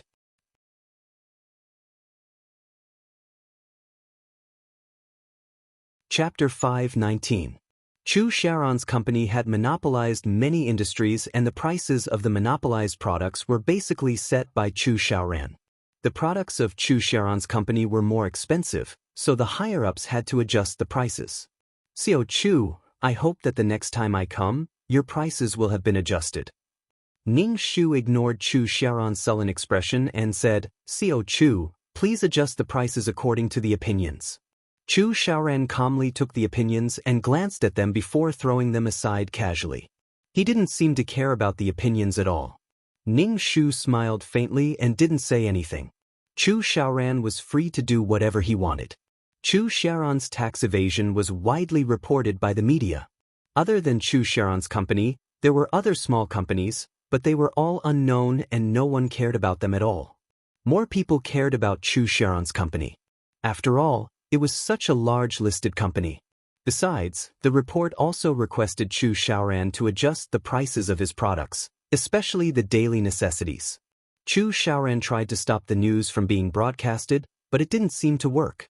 The media dragged on for a few days before finally stopping. Chu Xiaoran looked at the news on the LCD screen on the wall with a gloomy expression. He directly smashed the TV with the remote control, causing cracks to appear on the screen. Xia Xiaoman, who was at the side, was shocked and asked, "Chu Xiaoran, what's wrong with you?" Chu Xiaoran turned his head and looked at Xia Xiaoman. The malice and hostility in his eyes had yet to dissipate. When he looked at Xia Xiaoman, he seemed unusually evil and bewitching. Xia Xiaoman was frightened by his gaze. "It's all because of your old lover. He thinks that he has a backer and wants to compete with me." Chu Xiaoran's eyebrows were full of contempt. "He's taking revenge on me." Xia Xiaoman bit her lip. How should I explain this matter? She saw Chu Xiaoran's eyes darting up and down as he smiled sarcastically. Xia Xiaoman felt very tired. She felt that Chu Xiaoran was blaming her, but she was innocent. Chu Xiaoran had taken a photo of her when she was unaware of anything. Chu Xiaoran used the photo to threaten her. Because of this, she left brother Wenlang, who treated her well, and endured it for various reasons. Chu Xiaoran blamed her, brother Wenlang blamed her, and her parents said that she was an embarrassment. She had lost her virginity and had no dignity to stay by Chu Xiaoran's side. Xia Xiaoman turned around weakly and went upstairs. Chu Xiaoran stood up and walked over to Xia Xiaoman. He looked down at her and said in a sharp and cruel tone, "Why? Do you want to return to your ex-boyfriend's side now that he has made a comeback?" Xia Xiaoman's expression became even more pained. Her voice trembled as she said, "You clearly know that this is impossible. Why are you still saying such things?" "Chu Xiaoran, can you stop hurting me?" Chu Xiaoran pursed his lips and hugged Xia Xiaoman. He moved closer to Xia Xiaoman's ear and said sinisterly, "If I find out that you and Su Wenlang are still together, I'll kill Su Wenlang. Su Wenlang died because of you." Xia Xiaoman shivered and looked up at Chu Xiaoran in a daze. She said, "Chu Xiaoran, why are you always so despicable? Since when did I want to stay together with brother Wenlang?" "Brother Wenlang? You're calling him so intimately," Chu Xiaoran said coldly and bent down to pick Xia Xiaoman up. Xia Xiaoman was so shocked that she hit Chu Xiaoran in a panic. "Chu Xiaoran, you beast.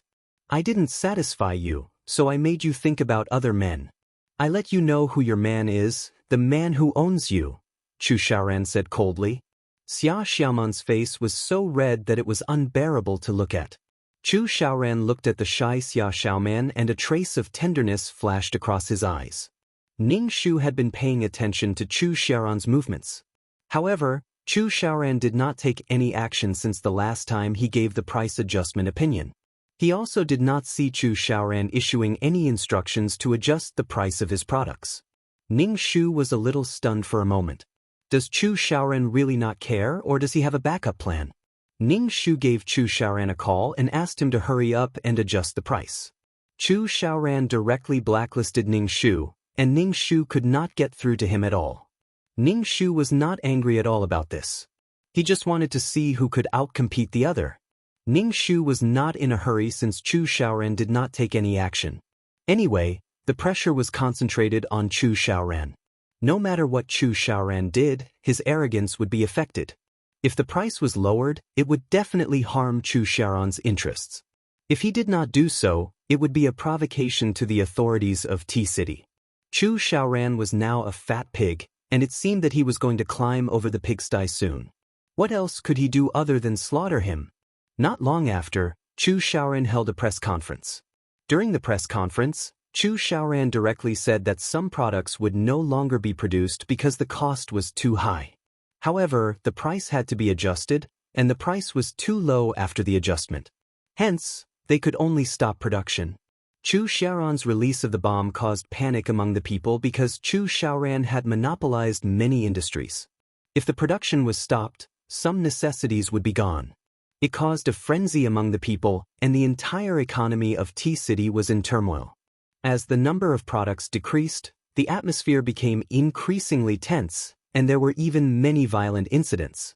Ning Shu looked at the chaotic tea city and really admired Chu Xiaoran. Chu Xiaoran's behavior was a provocation to the authorities. If you want to adjust the price of my products, I'll make tea city chaotic. What gave Chu Xiaoran the confidence to provoke them and go against the authorities? Chu Xiaoran was courting death. Tea City was in chaos for several days, and the authorities did not let Chu Xiaoran take action. Instead, they bought products from other channels to make up for the lack of products. With the influx of these products, Chu Xiaoran would no longer be able to monopolize certain products. Previously, with Chu Xiaoran around, it was difficult for products from other places to enter Tea City. Basically, the shops in Tea City were all products from Chu Xiaoran's company, and it was almost mandatory.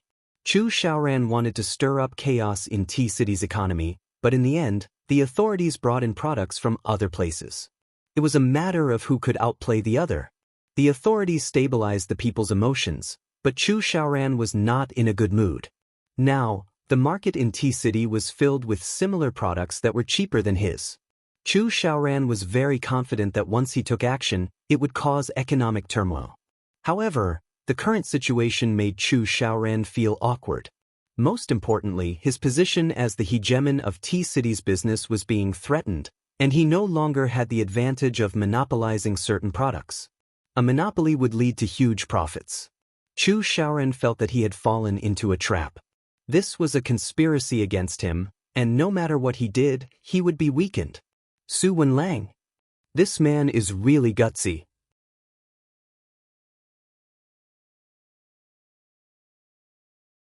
Chapter 520. The reason why Chu Xiaoran did this was because he couldn't take it anymore. He wanted to see the consequences of taking action against him. The turmoil in Tea City's economy was caused by Chu Xiaoran on purpose. Secondly, he was used to being the most dominant person in the industry and had people following him wherever he went. Why would he listen to you when you asked him to change the price? However, Chu Xiaoran did not expect that the authorities would not look for him or compromise with him. Chu Xiaoran could only wipe his face and feel extremely annoyed. Besides, the products mentioned in the news could no longer be produced according to the agreement. Not only did they lose their monopoly on a few products, but they could no longer be produced? This was a blow to Chu Xiaoran. Chu Xiaoran was now stuck in a dilemma. If he moved forward, he would not know what was waiting for him. If he retreated, the strength of his company would drop too much. He would be surrounded by vicious dogs who wanted to pounce on him. Chu Xiaoran was furious. He had been schemed against by an ant. No, it was the authorities. They thought that they could defeat him by pushing an ant against him. That would make Tea City's economy go into complete chaos. Chu Xiaoran put all of his products into the market at half of the original price, which was much cheaper than the products that entered Tea City's market. It was a price war now. Chu Xiaoran did not care about the cost and lowered the price to squeeze out other products. In any case, Chu Xiaoran was currently suppressing his anger. Ning Shu could only say that if God wanted to destroy a man, he would first make him go crazy. What Chu Xiaoran did was to hurt his enemy and go against the authorities. It would be strange if they would let him go. Chu Xiaoran wanted to use the price to crowd out similar products. However, not long after, it was revealed that the products produced by Chu Xiaoran contained toxic substances. Then, a series of experts seriously explained on the media what the toxic substances would do to the human body. It would cause irreversible damage to the heart, liver, spleen, lungs, and kidneys. The people followed blindly. When they heard those experts say that, none of them bought Chu Xiaoran's products. They avoided them as if they were poison. Ning Shu sent a lawyer's letter to Chu Xiaoran, asking him to stop the production of these products and remove them from the market. Chu Xiaoran lost his monopoly on these products and lost the right to produce them permanently. His certificate had also been revoked. There are too many ways for the higher-ups to mess with you. The authorities had given Chu Xiaoran an opinion on the price adjustment. If Chu Xiaoran had listened to them and adjusted the price according to the opinion, there wouldn't have been so much trouble. Although the profits would be less, there would still be some. However, Chu Xiaoran was unwilling to do so. Since you look like you want to overturn the heavens, then you can only wait to be suppressed like Sun Wukong. When Chu Xiaoran received Ning Shu's lawyer's letter, he was so angry that he tore it into pieces and rubbed his forehead. During this period of time, Chu Xiaoran's lips were blistered and he was under a lot of pressure. The board of directors questioned his ability to deal with the crisis. Chu Xiaoran just wanted to kick these people down the stairs. In the past, they didn't even dare to say a word and would smile when they made money. Now, they had the guts to come out one by one and criticize him. The company's share price was like a bungee jump. All the shareholders who owned Chu Xiaoran's company's shares were selling them like crazy. However, they couldn't sell them just because they wanted to. It was a waste of money. There were even some crazy shareholders who came to Chu Xiaoran's company to cause trouble.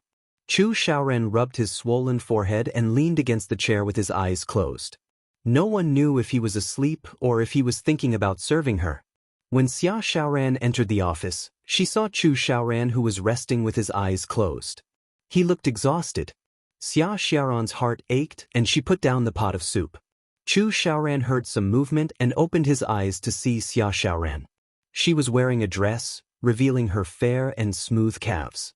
Her face was rosy and there was a look of joy between her eyebrows. "I've stewed some soup for you. Have some." Xia Xiaoran poured a bowl of soup for Chu Xiaoran and handed it to him. "Have some." Chu Xiaoran took the bowl and glanced at Xia Xiaoran. He asked, "Why are you here? What's the matter?" A smile immediately appeared on Xia Xiaoran's face. She touched her lower abdomen and took a deep breath. Just as she was about to say something, Chu Xiaoran took a sip of the soup and threw the bowl onto the table, causing the soup to spill out. Xia Xiaoran was stunned. Chu Xiaoran looked very impatient and said angrily, "What soup is this? It's so fishy. What are you doing here at the company? Can't you stay in the villa if you have nothing to do? Why are you running around? Can't you see that I'm busy?" Chu Xiaoran was very annoyed now and anything could be a reason for him to vent his anger. Chu Xiaoran was not the kind of person who would endure for others. Even if the person in front of him was Xia Xiaoran, Chu Xiaoran would not tolerate it. Xia Xiaoran's face suddenly turned pale. She had come to tell Chu Xiaoran the good news that she was pregnant.